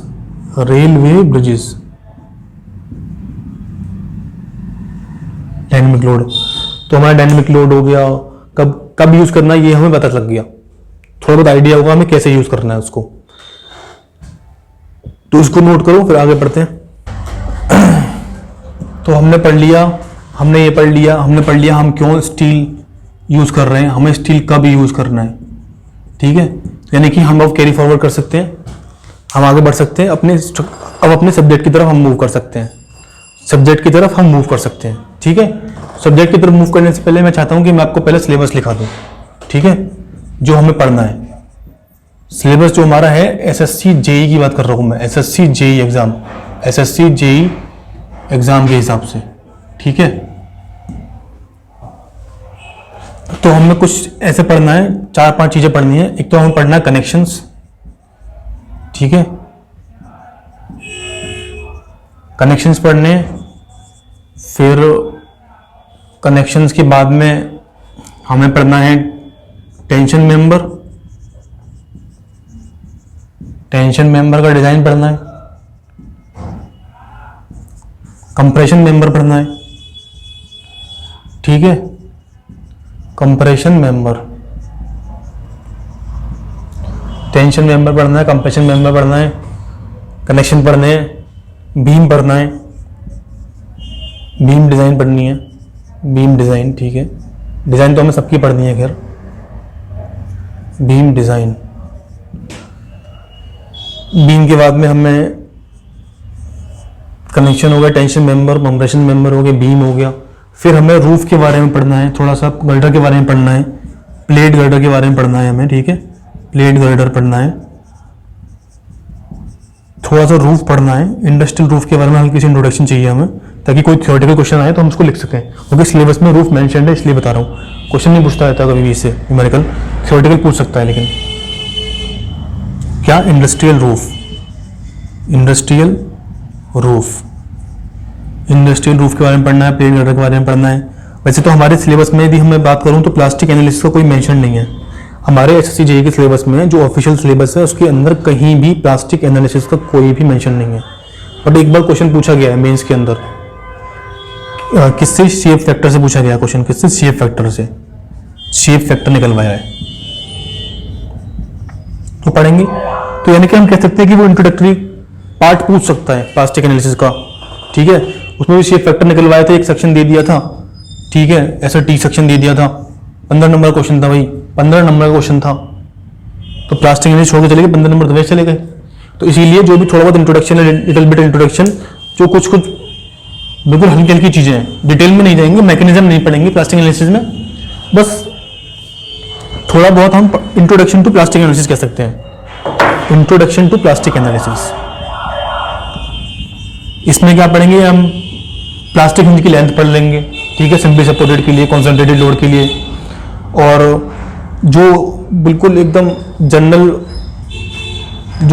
मैकेनिज्म फेलियर्स हैं वो पढ़ लेंगे। जो स्टैंडर्ड वैल्यूज हैं, डायरेक्ट पूछ सकता है, पूछ लेगा एक सिंपली सपोर्टेड बी में सब्जेक्ट टू ड्यूडियल है, ठीक है, फेलियर लोड पूछ लिया, प्री में भी, पेपर 1 में भी पूछ सकता है उससे, पेपर 1 में भी वहां से क्वेश्चन पूछ सकता है, बिल्कुल पूछ सकता है, ठीक है।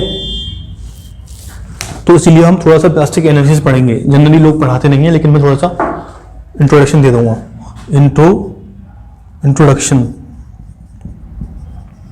To plastic analysis, plastic analysis,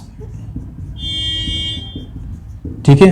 अब व्हेन वाई से हम आगे बढ़ चुके हैं, अपने सब्जेक्ट पे आ चुके हैं, ठीक है। अब यहां से आपका स्टार्ट होगा, तो व्हेन वाई भी जरूरी था, ये नोट कर लो। तो हम स्टार्ट करने से पहले, यानी कि हम इसमें क्या पढ़ने वाले हैं, माइल्ड स्टील के बारे में पढ़ने वाले हैं सब कुछ। तो देखते हैं माइल्ड स्टील, यानी कि मैं देखता हूं type of steel, type of steel, type of steel on the basis of carbon content, on the basis of carbon. अभी हमारा कनेक्शन स्टार्ट नहीं हो रहा, थोड़ा सा बेसिक चीजें चल रही है। तो हमारे 3 टाइप्स होंगे, बेसिकली 3 टाइप होंगे। पहला हमारा क्या होगा, लो कार्बन स्टील। पहला क्या होगा हमारा, लो कार्बन, ठीक है। लो कार्बन स्टील में क्या होगा, किसके बेसिस पे हम कर रहे हैं, टाइप ऑफ स्टील किसके बेसिस पे देख रहे हैं, कार्बन कंटेंट के बेसिस पे। तो यानी कि मैं कह सकता हूं कि लो कार्बन स्टील के अंदर मेरा जो कार्बन कंटेंट होगा, सी कंटेंट, कार्बन कंटेंट जो होगा मेरा, वो कितना होगा, वो होगा मेरा 0.12% से लेकर 0.12% से लेकर 0.25% तक होगा, 0.12% से लेकर 0.25% तक होगा। अब आप बोलोगे सर ये परसेंट क्या है, ये परसेंट क्या है, परसेंट बोल रहे हो कि किसका परसेंटेज, किसका 0.25%, किसका 0.12%, ये परसेंट किसका, वेट का, ये किसका परसेंट वेट है, यानी कि परसेंट हेयर, परसेंट क्या रिप्रेजेंट कर रहा है, वेट। यानी कोई मेंबर है मेरा, कोई स्टील का मेंबर है मेरा, यदि उसका वेट मेरा क्या है, कोई स्टील का मेंबर है मेरा, उसका वेट मेरा क्या है, 100 किलोग्राम है, ठीक है। कितना है, 100 किलोग्राम वेट है मेंबर का, एक मेंबर है मेरा, ये स्टील मेंबर है, ये क्या है मेरा, स्टील मेंबर है, इसका 100 किलोग्राम वेट है। तो कोई मुझसे पूछेगा कि, और मैंने बता दिया कि ये है मेरा एक लो कार्बन स्टील है, ये मेरा एक लो कार्बन स्टील है। तो मैं कार्बन का वेट निकाल सकता हूँ, यहाँ से बिल्कुल निकाल सकता हूँ। मुझे पता है कि लो कार्बन स्टील के अंदर मैक्सिमम, पूछे कि मैक्सिमम वेट कितना हो सकता है कार्बन का, find maximum weight of carbon, find maximum weight of carbon in A 100 kilogram low carbon steel specimen. पूछ लिया आपसे question, find, question they they suppose, find the weight of carbon, find the weight of carbon in A 100 kilogram low carbon steel specimen. यानी कि मेरे पास एक 100 kilogram का steel specimen है, लो carbon steel का, किसका, लो कार्बन स्टील का। तो उसने वो पूछ रहा है कि फाइंड द मैक्सिमम वेट कर लो, फाइंड द मैक्सिमम वेट। क्योंकि मेरे पास दो बाउंड्री कंडीशन है यहाँ पर, मेरे पास दो बाउंड्री कंडीशन है, एक तो 0.12 है और एक 0.25 है। तो उसने मैक्सिमम पूछा है तो अपर बाउंड्री लिमिट को यूज करूंगा मैं, अपर बाउंड्री लिमिट को यूज करूंगा मैं। यानी कि मैं कह सकता हूँ कि सर 100 किलोग्राम का स्पेसिमेन है और मुझे पता है कि ये परसेंटेज यहाँ पे क्या रिप्रेजेंट करता है, ये परसेंटेज रिप्रेजेंट करता है क्या, वेट। तो जब परसेंटेज ये वेट रिप्रेजेंट करता है, इसका मतलब जो यानी कि, और पूछा उसने मैक्सिमम वेट है, तो यानी कि 0.25% ऑफ 100 किलोग्राम, यही क्या होगा, मेरा कार्बन कंटेंट होगा इस स्पेसिमेन के अंदर, यही कार्बन कंटेंट होगा मेरा। ये सिर्फ समझाने के लिए है, ऐसा कुछ पूछा नहीं जाएगा, समझाने के लिए परसेंटेज का मतलब क्या है। तो कह सकता हूं कि 0.25 बटे 100 इंटू 100, कोई दिक्कत परसेंटेज निकालने, यानी कि 100 से 100 कट गया तो कितना आ गया, यानी कि 0.25 किलोग्राम कार्बन है मेरा भैया इसमें। यानी कि जो मैंने स्पेसिमेन लिया था इसके अंदर कितना, जो 0.25% किलोग्राम कार्बन है। ठीक है, बस समझ में आ गई इस परसेंटेज का मतलब क्या है। कार्बन कंटेंट कितना है, लो कार्बन स्टील। यदि हम प्रॉपर्टीज की बात करें, प्रॉपर्टीज देखें तो ऐसा कुछ, प्रॉपर्टीज की बात करें तो जनरली मैं कह सकता हूं कि क्या होगा, इसकी डक्टिलिटी सबसे ज्यादा होगी। यानी कि 3 तरह की मेरी कार्बन स्टील होंगी, एक लो कार्बन स्टील होगी, ठीक है, एक मीडियम कार्बन स्टील होगी, एक हाई कार्बन स्टील होगी। तो उन तीनों कार्बन स्टील के अंदर जो मेरी लो कार्बन स्टील है उसकी डक्टिलिटी हाईएस्ट होगी, यानी कि most ductile, it will be most ductile, it will be most ductile, it will be most ductile, most ductile, ठीक है। And it will B corrosion resistive, corrosion resistive, इसके अंदर corrosion resistance भी होगा और ये डक्टाइल भी होगी, ठीक है। और इसी के अंदर ये टाइप ऑफ स्टील है on the basis of carbon content, on the basis of carbon content को मैं क्लासिफाई कर रहा हूं। तो पहला लो कार्बन स्टील आया, उसके अंदर कार्बन कंटेंट इतना से इतना होगा, यानी कि 0.12% से लेकर 0.25% होगा, ठीक है। वो मोस्ट डक्टाइल होगी, मोस्ट डक्टाइल होगी, ठीक है। अब मोस्ट डक्टाइल क्यों होगी, सही तो आपने लिख दिया, मोस्ट डक्टाइल क्यों होगी, इसका रीजन मैं बताऊंगा जब मैं आपको स्ट्रेस स्ट्रेन कर्व एक्सप्लेन करूंगा। जब मैं आपको स्ट्रेस स्ट्रेन कर्व एक्सप्लेन करूंगा तो मोस्ट डक्टाइल का मतलब ये है कि जो उसका प्लास्टिक जोन होगा, मैं थोड़ा सा समझा दे रहा हूं यहाँ पे, जो उसका प्लास्टिक जोन होगा, यानी कि सपोज यहां तक प्लास्टिक लिमिट है, यहां तक तो रिट्रेस कर लेगा अपना पाथ, ठीक है। तो ये जो उसका प्लास्टिक जोन होगा वो काफी ज्यादा होगा, इसका प्लास्टिक जोन काफी ज्यादा होगा, यानी कि ये मोस्ट डक्टाइल होगी। कौन सी, low carbon steel. Corrosion resistive क्यों होगी, तो कोरोजन रेजिस्टिव होगी क्रोमियम की वजह से, मैंने बताया था क्रोमियम की वजह से कोरोजन रेजिस्टिव होगी, कोरोजन रेजिस्टिव होगी क्रोमियम की वजह से, ठीक है। डक्टाइल क्यों होगी, क्योंकि इसका प्लास्टिक जोन, जो प्लास्टिक जोन होगा वो ज्यादा होगा। इससे ही सारी एक्सपेरिमेंट से प्रॉपर्टीज पता की गई हैं, वो लिख रहा हूं। जैसे कि वो एक्सपेरिमेंट हो गया, उससे ये आ गया, इसको पता लगा लिया। अब जो हमारी माइल्ड स्टील होती है वो लो कार्बन स्टील ही होती है, जो हमारी माइल्ड स्टील होती है वो लो कार्बन स्टील में ही फॉल करती है, और इसके अराउंड 0.23% जनरली आता है कार्बन कंटेंट, ठीक है। या फिर मोस्टली मतलब जो हमारी जो बेस्ट होगा वो ये होगा जब 0.323% होगा, तो हमारी लो कार्बन स्टील हो गई। तो इसको आप हटा दो, क्योंकि जब मैं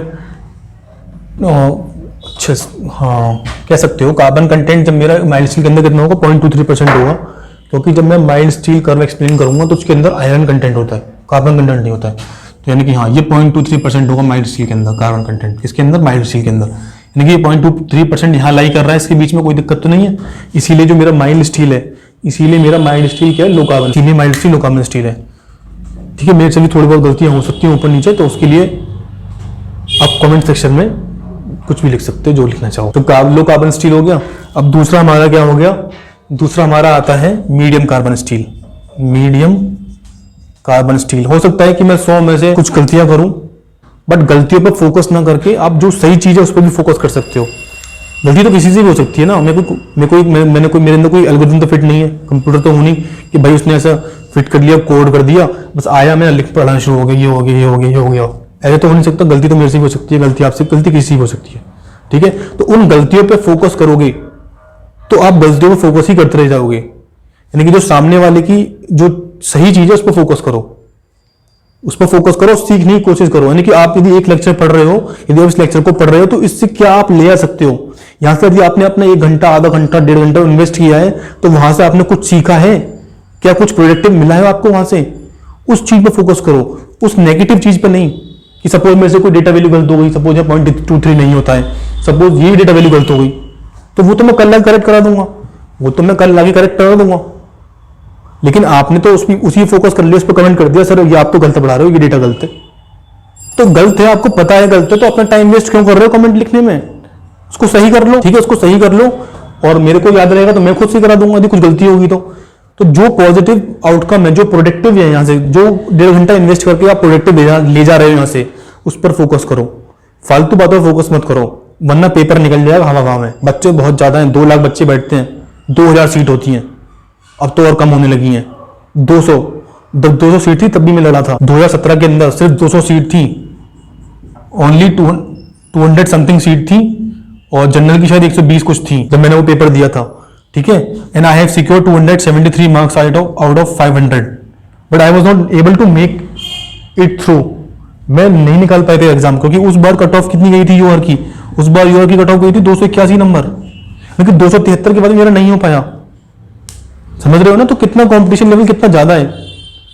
तो ये हवाई में जो टाइम निकल जाएगा वो देखते रह जाओगे, ठीक है। ऐसे फिर आकर पढ़ाने लगो किसी कोचिंग में, तो बेटर है कि कुछ प्रोडक्टिव करो, फालतू की बातों पर ध्यान मत दो। तो हमारा दूसरा क्या होता है, मीडियम कार्बन स्टील।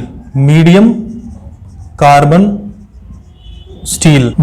स्टील की हम बात करें तो इसके अंदर मेरा जो कार्बन कंटेंट होगा, इसके अंदर जो कार्बन कंटेंट होगा मेरा, वो होगा 25-60, यानी कि 0.25% से 0.60% तक, ठीक है। मिडिल कार्बन स्टील को हम कहाँ यूज करेंगे, जब हमें इंपैक्ट रेजिस्टेंस चाहिए होगा, यानी कि इंपैक्ट रेजिस्टेंस या टफनेस, हाई टफनेस चाहिए मुझे, यानी कि शॉक लोडिंग आ रही है मेरी, शॉक लोडिंग जैसे कि मतलब एक्सेल है या शाफ्ट है कोई, जो हमारी गाड़ी के अंदर जो एक्सेल है वो घूम रहा है, ठीक है, तो उसके अंदर जो ज्यादा टफनेस चाहिए होती है, जब ज्यादा इंपैक्ट बीयरिंग रेजिस्टेंस चाहिए मुझे, ज्यादा टफनेस चाहिए, तो उस केस में मैं कौन सा मटेरियल यूज करूंगा उसको कास्ट करने के लिए, उसको मैं कास्ट करूंगा वर्कशॉप के अंदर, उसको मैं कास्ट करूंगा, फैब्रिकेट करूंगा वर्कशॉप में। तो मेरे को पता होना चाहिए ना कि मेरे को क्या प्रॉपर्टी चाहिए, ठीक है। मेरे को इंजन डिजाइन करना है, शाफ्ट डिजाइन करना है, कि कह सकता हूं कि हम इसकी डिटेल में जाएंगे, वो मैकेनिकल वाले लोग हैं उनका वो सब्जेक्ट है एक्चुअली ये, ठीक है, कि क्या कार्बन कंटेंट होगा, कैसे डिजाइन होगा, हमें सिर्फ बेसिक से पढ़ना है, सिर्फ हमें इंट्रोडक्शन लेना है कि कैसे क्या हो रहा है, और हमारा काम है उसकी डिजाइन स्ट्रेंथ कैलकुलेट करना, उसकी प्रॉपर्टीज में नहीं घुसना है हमें, उसकी प्रॉपर्टी से हमें लेना देना नहीं है। बस हमारे पास एक स्टील का मेंबर आया, ठीक है, मेंबर आया, लोड लगाया, ठीक, बस हमारा मेंबर का काम है, लोड का काम है, कितना झेल पाएगा ये निकालना है, वो कितना रेजिस्टेंस बियर कर पाएगा, कितना लोड बियर कर पाएगा वो मेंबर किससे बना है, वो मेंबर उसमें क्या क्या एलिमेंट है, क्या नहीं है, क्या टेम्परेचर है, वो मेरा कंसर्न नहीं है। और मैंने पहले ही कहा था कि मेरे को पीएचडी नहीं करनी है यहाँ पर खड़े होकर, मेरे को पीएचडी नहीं करनी है, फिर भी मैं काफी चीजें बता रहा हूं ताकि एक दिमाग में एक साइकोलॉजिकली एक स्पेस क्रिएट हो जाए कि हाँ हम स्टील पढ़े ही कर रहे हैं, माइल्ड स्टील ऐसी क्यों होती है, ठीक है। मैं ज्यादा टाटा में कहने लगता था भाई माइल्ड स्टील हम यूज करेंगे, माइल्ड स्टील में ये होता खत्म, समझ रहे ना, वो साइकोलॉजिकल स्पेस क्रिएट करने की कोशिश कर रहा हूं मैं। बाकी कार्बन कंटेंट सर इतना क्यों होता है, इसमें और कौन सा एलिमेंट होता है सर, इसके अंदर निकल होता है, कार्बन होता है, मैग्नीशियम होता है, फास्फोरस होता है, मोलिब्डेनम होता है, क्या क्या होता है, वो मेरा कंसर्न नहीं है, क्योंकि वो this is beyond our syllabus, हमारे जो सिलेबस का स्कोप है उससे बियॉन्ड है, वो मैकेनिकल का सब्जेक्ट है, वो हमको नहीं पढ़ना है। हमको पढ़ना है मेंबर मिल गया, लोड आ गया, उसका रेजिस्टिव डिजाइन स्ट्रेंथ निकाल दी, खत्म, बस 3 काम करने हैं, 3 काम करने हैं बस। और पूरा स्टील स्ट्रक्चर सिर्फ इस फॉर्मूले में घुमा दूंगा, design strength equals to cross sectional area into permissible stress, बस ये फॉर्मूला यूज करूंगा, पूरा स्टील खत्म हो जाएगा बस। अब कौन सा क्रॉस सेक्शन इफेक्टिव होगा, कौन सी परमिसिबल स्ट्रेस होगी, बस इतना सोचना है, इतना सोच लिया क्वेश्चन बन गया। क्वेश्चन पढ़ा आपने, ये अच्छा ये डिजाइन करना है, डिजाइन है butt joint with double cover plate, ठीक है। तो सबसे पहला काम होता है क्वेश्चन को पढ़ो, क्वेश्चन को समझो, क्वेश्चन का फिगर सोचो कि क्या होगा। यदि आपने स्टील के अंदर क्वेश्चन न्यूमेरिकल सॉल्व कर रहे हो आप मेंस के अंदर, और क्वेश्चन पढ़ के आपने फिगर बना लिया उसका बिल्कुल सही, तो समझ लो आपका 50% तो काम वहीं खत्म हो गया। यदि आपने 50% काम खत्म हो चुका है, फिर कुछ नहीं करना है, फिर तो आपको पता ही होता है, फिर तो आपको पता है कि ये फॉर्मूला लगेगा, ऐसे डिजाइन होगा। सबसे मेन काम होता है क्वेश्चन को सोचना, इमेजिन करना, उसके डायग्राम को बनाना। यदि आपने उस क्वेश्चन को पढ़ के समझ के उसका डायग्राम बना लिया, तो समझ लो आपका 50% तो काम वहीं खत्म हो गया, फिर तो कुछ करना ही नहीं है। क्वेश्चन सॉल्व करके जाओगे, प्रैक्टिस करके जाओगे, डिजाइन स्टेप्स रट जाएंगे, रटे हुए होने चाहिए, 2 घंटे का टाइम है, रटे हुए होने चाहिए बस। तो वहां पे बस कुछ नहीं करना, अर्थमेटिक करना है, कैलकुलेटर आपके हाथ में होगा, अलाउड होता है मेंस पेपर के अंदर, बस सॉल्व करना, अर्थमेटिक का काम है सारा, फिर तो कुछ बचता नहीं है। ठीक है, तो बस हमें ये चीज़ बस उसमें निकल होगा क्या होगा वो हमारा कंसर्न नहीं है। This is beyond our scope, this is beyond our scope, मतलब सिलेबस के हिसाब से स्कोप की बियॉन्ड है। बाकी पढ़ना चाहो तो आप पढ़ सकते हो, बुक उठा लो कोई भी, पूरी बुक रट मारो आपके पास टाइम है तो। मीडियम कार्बन स्टील की हम बात कर रहे थे, तो कार्बन कंटेंट मेरा कितना होगा 0.25% से 0.6%। हम कहाँ यूज करते हैं, शाफ्ट बनाने में। यदि हम शाफ्ट बनानी है, शाफ्ट में, एक्सल में, शाफ्ट एक्सल बनानी है, यानी कि बेसिकली जहाँ पे मुझे टफनेस रिक्वायर्ड है, जहाँ पे मुझे टफनेस रिक्वायर्ड है वहाँ पे मैं यूज करूंगा। अब टफनेस क्या होती है आपके स्ट्रेंथ, सोम वाले सर ने पढ़ाई तो बता देता हूँ, फिर भी मेरा लेक्चर है तो इसलिए मैं सब कुछ छोड़ रहा। यानी कि जो भी मेरा स्ट्रेस स्ट्रेन कर्व के अंदर जो एरिया होता है ना, ये स्ट्रेस स्ट्रेन कर्व का जो एरिया होता है ये टफनेस होती है, ये क्या होती है, टफनेस होती है। ठीक है, तीसरा मेरा क्या हो गया, तीसरा मेरा आ गया high carbon steel. High carbon steel, high carbon steel के अंदर मेरा जो कार्बन कंटेंट होगा, हाई कार्बन स्टील के अंदर जो कार्बन कंटेंट होगा वो कितना होगा, वो होगा मेरा जो कार्बन कंटेंट होगा वो होगा मेरा 0.60% से लेकर 1.20% तक। कोई दिक्कत नहीं है, कोई दिक्कत नहीं है।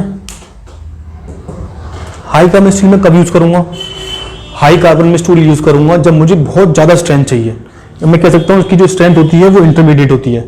मीडियम कार्बन स्टील की जो स्ट्रेंथ होती है इंटरमीडिएट होती है, intermediate strength, intermediate strength, intermediate strength, STRENGTH।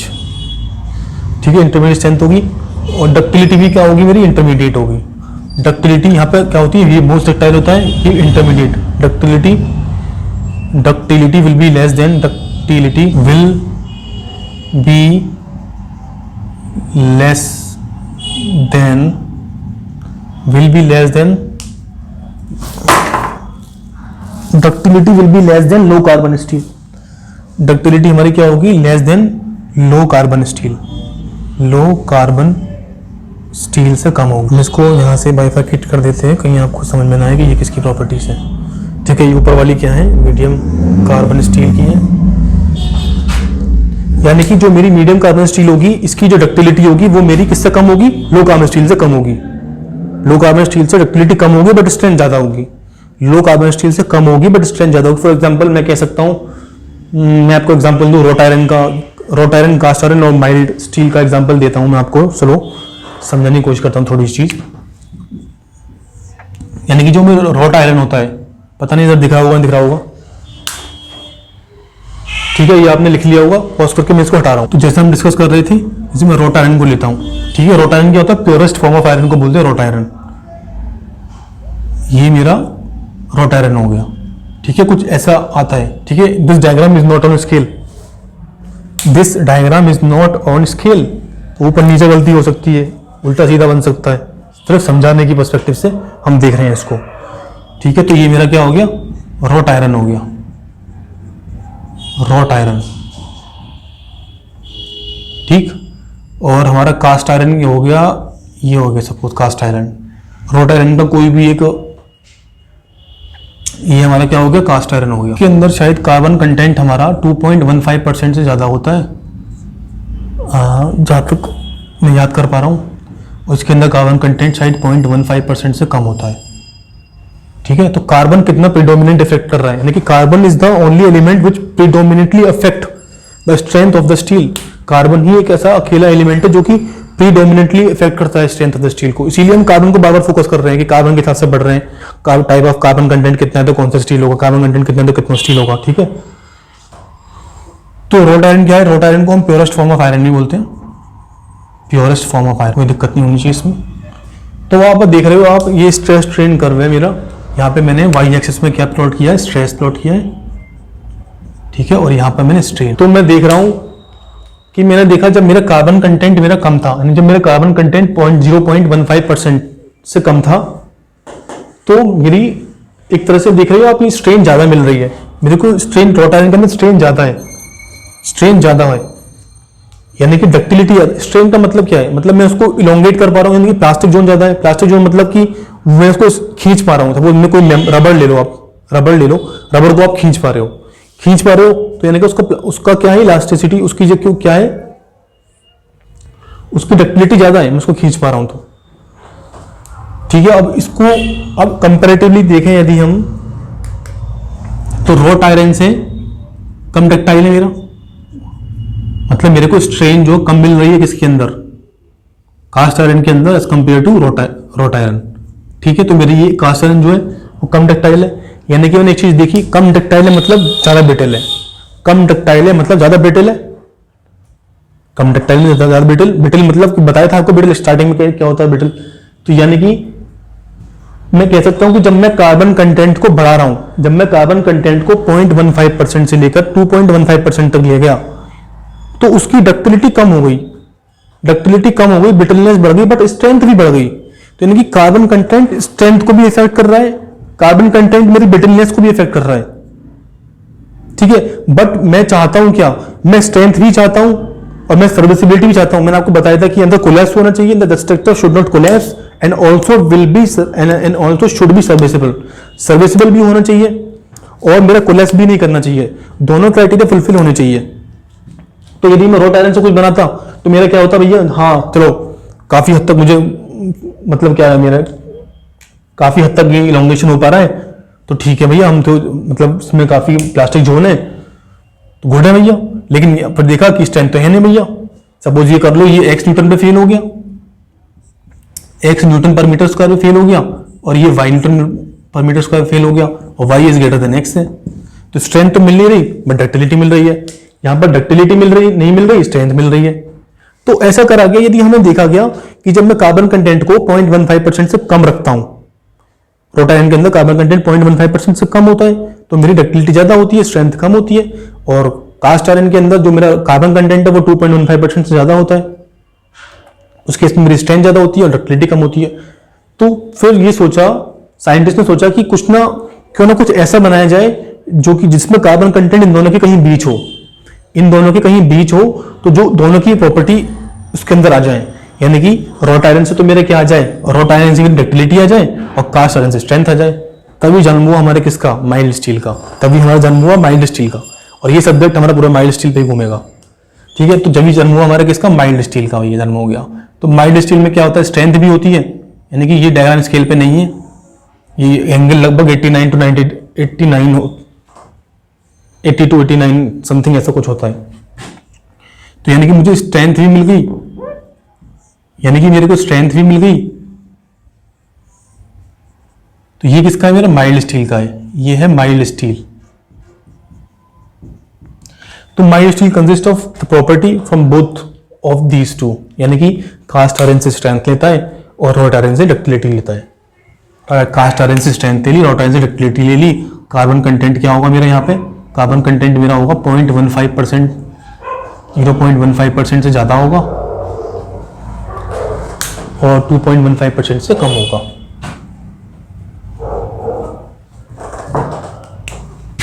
Zero 0.15% से ज्यादा होगा और 2.15% से कम होगा, किसके अंदर मेरा क्या, किसके अंदर, माइल्ड स्टील के अंदर। तो आप समझ में आ गया, ductility, brittleness, why mild steel is used, because it consists both the properties from ductility from the wrought iron, strength from the cast iron, that's why we use mild steel। और mild steel के जब compressive compression में जब हम graph देखते हैं तो ये इससे भी ऊपर जाता है, यानी कि माइल्ड स्टील कंप्रेशन में और स्ट्रॉन्ग है। वो छोड़ो, वो हमारे डिस्कशन का पार्ट नहीं है, पीएचडी नहीं करते हैं। ठीक है, आगे बढ़ते हैं। यानी कि इसको मेरा, इसको हाँ यहाँ पे थे। तो हाई कार्बन स्टील की बात आ गई थी, तो हाई कार्बन स्टील में कार्बन कंटेंट इतना होगा। ठीक है, इसकी प्रॉपर्टीज की हम बात करें तो हम इसमें क्या होगा, हार्डनेबिलिटी बहुत ज्यादा होगी, हार्डनेबिलिटी।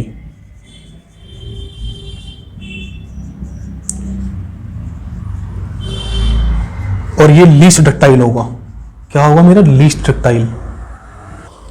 हार्डनिंग मतलब स्क्रैच रेजिस्टेंस। ठीक है, हार्डनिंग समझते हैं ना आप, किसी चीज को स्क्रैच करता हूं तो उस एब्रेशन को वो कितना रेज कर पा रहा है, उसको वो कितना रेज कर पा रहा है, वो इसकी हार्डनिबिलिटी हो गई। तो इसकी मैक्सिमम हार्डनिबिलिटी होती है, क्योंकि जब फियरिंग, सपोज आप देख लो रेलवे ट्रैक्स हैं, तो रेलवे ट्रैक्स पे जब रेल्स होती हैं, रेल्स होती हैं जिस पर चलती है रेल, ट्रेन जिस पर चलती है, रेल्स, ये जो ये रेल्स, तो इसके अंदर क्या होता है, लगातार कॉन्टेक्ट होता है, जो हमारे टायर्स होते हैं उनका, जो हमारे वो भी माइल्ड स्टील से बने होते हैं या हाई कार्बन स्टील से बने होते हैं, I am not aware of that. But जो हमारी जो रेल्स होती हैं वो हाई कार्बन स्टील से बनी होती हैं, क्योंकि इस केस में मुझे क्या चाहिए, हार्डनिटी चाहिए, एब्रेशन रेजिस्टेंस चाहिए, ठीक है। तो वो कहाँ से मिलता है मुझे, वो मिलता है मुझे हाई कार्बन स्टील में। इसीलिए क्वेश्चन एक बार IAS में एक पूछा भी गया है, ये क्वेश्चन पूछा गया है, क्योंकि ये मैग्नीज इसमें होता है, क्या होता है, मैग्नीज होता है इसके अंदर। तो यही पूछा गया था कि जो रेल्स होती हैं उसके अंदर कौन सा एलिमेंट होता है, तो मैग्नीज था, मैग्नीज रेल्स होती हैं। डक्टिलिटी बहुत कम होगी, डक्टिलिटी बहुत कम होगी, तो ये नोट कर लो, कार्बन कंटेंट हो गया, हार्डनिटी, डक्टिलिटी, ठीक है, मैग्नीज से बनूंगा, इसको नोट कर लो। तो यानी कि मेरा जो हाई कार्बन स्टील था, हाई कार्बन स्टील की लोएस्ट डक्टिलिटी होगी, लोएस्ट डक्टिलिटी होगी,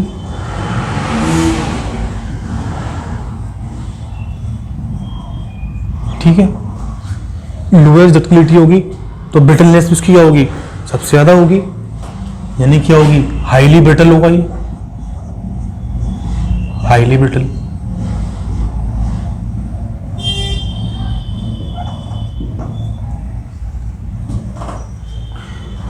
अब ब्रिटल में प्रॉब्लम क्या है, ब्रिटल में प्रॉब्लम ये है कि, तो मैंने देखा कि कार्बन कंटेंट बढ़ने से मेरी क्या हो रही है, ब्रिटलनेस बढ़ रही है। तो ब्रिटलनेस बढ़ने से हाई कार्बन स्टील के अंदर बहुत ज्यादा ब्रिटल होता है, high carbon steel is extremely brittle. तो वेल्ड करने में प्रॉब्लम आती है। वेल्ड करने में क्या होता है कि पुअर वेल्डेबिलिटी होती है, पुअर वेल्डेबिलिटी होती है, पुअर वेल्डेबिलिटी। जो कुछ बच्चों के दिमाग में क्वेश्चन आ रहा होगा ना,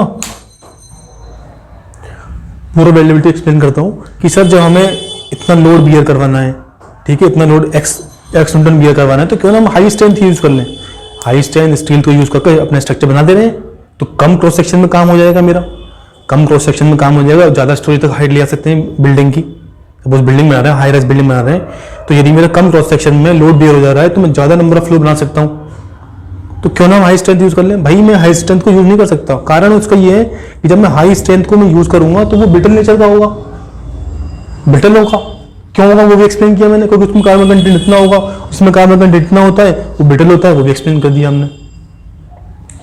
तो मैं उसको वेल्ड नहीं, जब मैं उसको वेल्ड ही नहीं कर सकता, पुअर वेल्डेबिलिटी होगी, उसको मेरे को वेल्ड करने के लिए बहुत ज्यादा मतलब प्रिकॉशंस लेने पड़ेंगे, बहुत सारी कंडीशंस लगानी पड़ेंगी, बहुत अंडर ऑब्जर्वेशन, मतलब इतनी ज्यादा चीजें करनी पड़ेंगी, तब जाके मैं उसको प्री हीट करना पड़ेगा, फिर वेल्ड होगा, मतलब बहुत ज्यादा दिक्कतों का सामना करना पड़ेगा।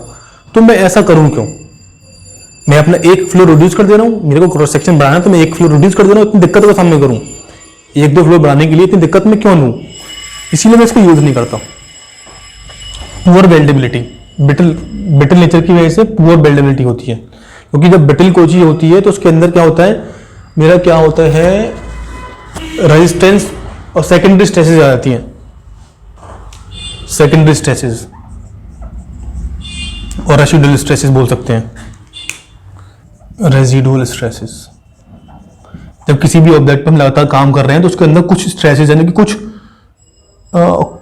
स्ट्रेसेस रह जाती हैं, वो रिट्रीव नहीं हो पाती हैं, ठीक है। तो जब बार बार काम करेंगे किसी चीज पर, कैविटेशन सुना होगा आपने, एफएम के अंदर कैविटेशन पढ़ा होगा, कैविटेशन पढ़ा है, तो कैविटेशन में क्या होता है कि जब भी हमारा पानी टकराता है जाके, देखा हुआ आपने, जब उसका हम जब साइफन डिजाइन करते हैं तो कैविटेशन हो जाता है, यहाँ पर प्रेशर कम हो जाता है, जब हमारे यहाँ का प्रेशर कम हो जाता है, पानी का प्रेशर कम हो जाता है एटमॉस्फेयर प्रेशर से, तो यहाँ पर कैविटेशन होता है। जब लगातार पानी धीरे धीरे टकराएगा, तो वहां पे क्या हो जाएगा, डिफेक्ट क्रिएट हो जाएगा।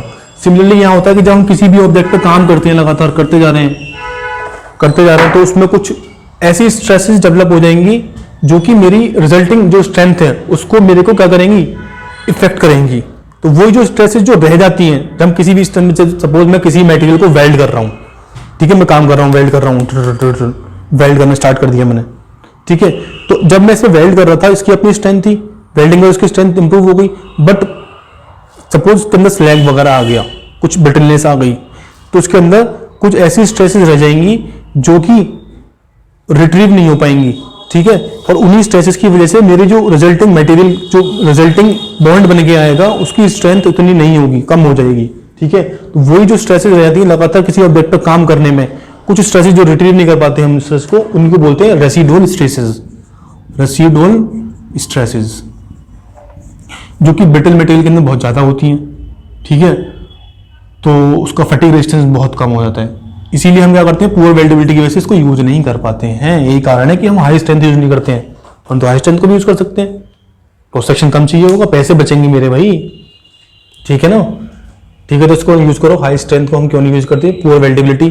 तो हाँ, एक और क्वेश्चन अराइज होता है, तो सर मैं पता कैसे लगाऊंगा, तो मैं पता कैसे लगाऊंगा कि मैं कहाँ अच्छे से वेल्ड कर पाऊंगा, मैं कहाँ अच्छे से वेल्ड नहीं करूंगा। तो इसीलिए एक टर्म डिफाइन किया गया, carbon equivalent. Carbon equivalent, carbon equivalent, carbon equivalent को हम लिखते हैं सीई से। कार्बन इक्विवेलेंट को हम किससे लिखते हैं, कार्बन इक्विवेलेंट को लिखते हैं सीई से। तो कार्बन इक्विवेलेंट क्या होता है, एक्चुअली कार्बन कंटेंट होता है मेरा, जो कि कार्बन, मैग्नीज और क्रोमियम, मोलिब्डेनम, वेनेडियम, कॉपर, निकल, यानी कि मैं कह सकता हूं, यानी कि जो मेरा मैग्नीज है, कार्बन कंटेंट जो भी मेरा मेंबर लिया है, जो भी मेरा स्टील मेंबर जिसको मैं यूज कर रहा हूं, उसके अंदर मुझे कार्बन कंटेंट चेक करना है, कार्बन इक्विवेलेंट चेक करना है, कार्बन इक्विवेलेंट कितना होगा। तो ये यानी कि मैं कहना चाह रहा हूं कि इन सब जो पार्ट, जो मेरे एलिमेंट उसके अंदर हैं, जो एलॉय है मेरा, उसके अंदर कुछ एलिमेंट है, मैग्नीज भी है, क्रोमियम भी है, मोलिब्डेनम भी है, वेनेडियम भी है, कॉपर भी है, निकल भी है, ठीक है। तो वो कुछ हद तक जो प्रॉपर्टीज शो करते हैं वो कार्बन की तरह होती हैं, कुछ हद तक जो प्रॉपर्टीज होती है वो कार्बन की तरह होती हैं, ठीक है। तो कार्बन की तरह कर रही रहा है, कुछ अदर एलिमेंट जो उस अलॉय के अंदर है वो भी कार्बन की तरह रिएक्ट कर रहे हैं। तो कितना परसेंटेज कर रहा है, क्या कर रहा है, कैसे नहीं कर रहा है, ये हमारा मैटर नहीं है। एक फॉर्मूला दिया गया है, वो फॉर्मूला ये है कि मैग्नीज मतलब carbon plus manganese by 6 plus chromium plus molybdenum plus vanadium by 5 plus copper plus निकल बाई 15। ये फॉर्मूला कोई इतना महत्व नहीं है, सिर्फ मैं आपको समझाने के लिए है कि कार्बन इक्विवेलेंट क्या होता है। जैसे आप हवा में बोल लो कार्बन इक्विवेलेंट क्या होता है, तो ये कार्बन इक्विवेलेंट है, ठीक है। यानी कि जो भी उस एलॉय के अंदर जो भी एलिमेंट है, ठीक है, मैग्नीशियम है, वेनेडियम है, मोलिब्डेनम है, ठीक है, कॉपर है, निकल है, मैग्नीज है, तो वो जो एलिमेंट्स हैं उनका कुछ परसेंटेज, मतलब वो उन एलिमेंट्स का कुछ ऐसा हिस्सा होगा, यानी कि वो एलिमेंट्स जो कि कार्बन की तरह रिएक्ट करेंगे। कार्बन तो कार्बन की तरह रिएक्ट करेगा, वो एलिमेंट भी कार्बन की तरह रिएक्ट करेंगे। तो उसी इक्विवेलेंट बिहेवियर को कार्बन इक्विवेलेंट बोलते हैं। और यदि यही कार्बन, जो मेरी ये कार्बन इक्विवेलेंट की वैल्यू है, यही कार्बन इक्विवेलेंट की वैल्यू यदि मेरी 0.42, लेट्स बी कंजर्वेटिव, यदि यही कार्बन इक्विवेलेंट की वैल्यू 0.40% से ज्यादा हो जाती है, तो special conditions will be required for welding. Weld तो कर पाऊंगा, बट स्पेशल कंडीशंस रिक्वायर्ड होंगी, और स्पेशल कंडीशंस रिक्वायर्ड होंगी तो एक तो वैसे ही मेरा स्टील स्ट्रक्चर कॉस्टली बन रहा था, अब और कॉस्ट बढ़ जाएगी उसकी वेल्डिंग की वजह से। तो कार्बन इक्विवेलेंट यदि 0.40% से ज्यादा है तो it will not be easy to weld, it will not be so economical. Easy के लिए इकोनॉमिकल लिखते हैं, economical. It will not easy भी लिख सकते हैं, it will not be easy to weld, it will not be easy, it will not be easy to weld, ठीक है।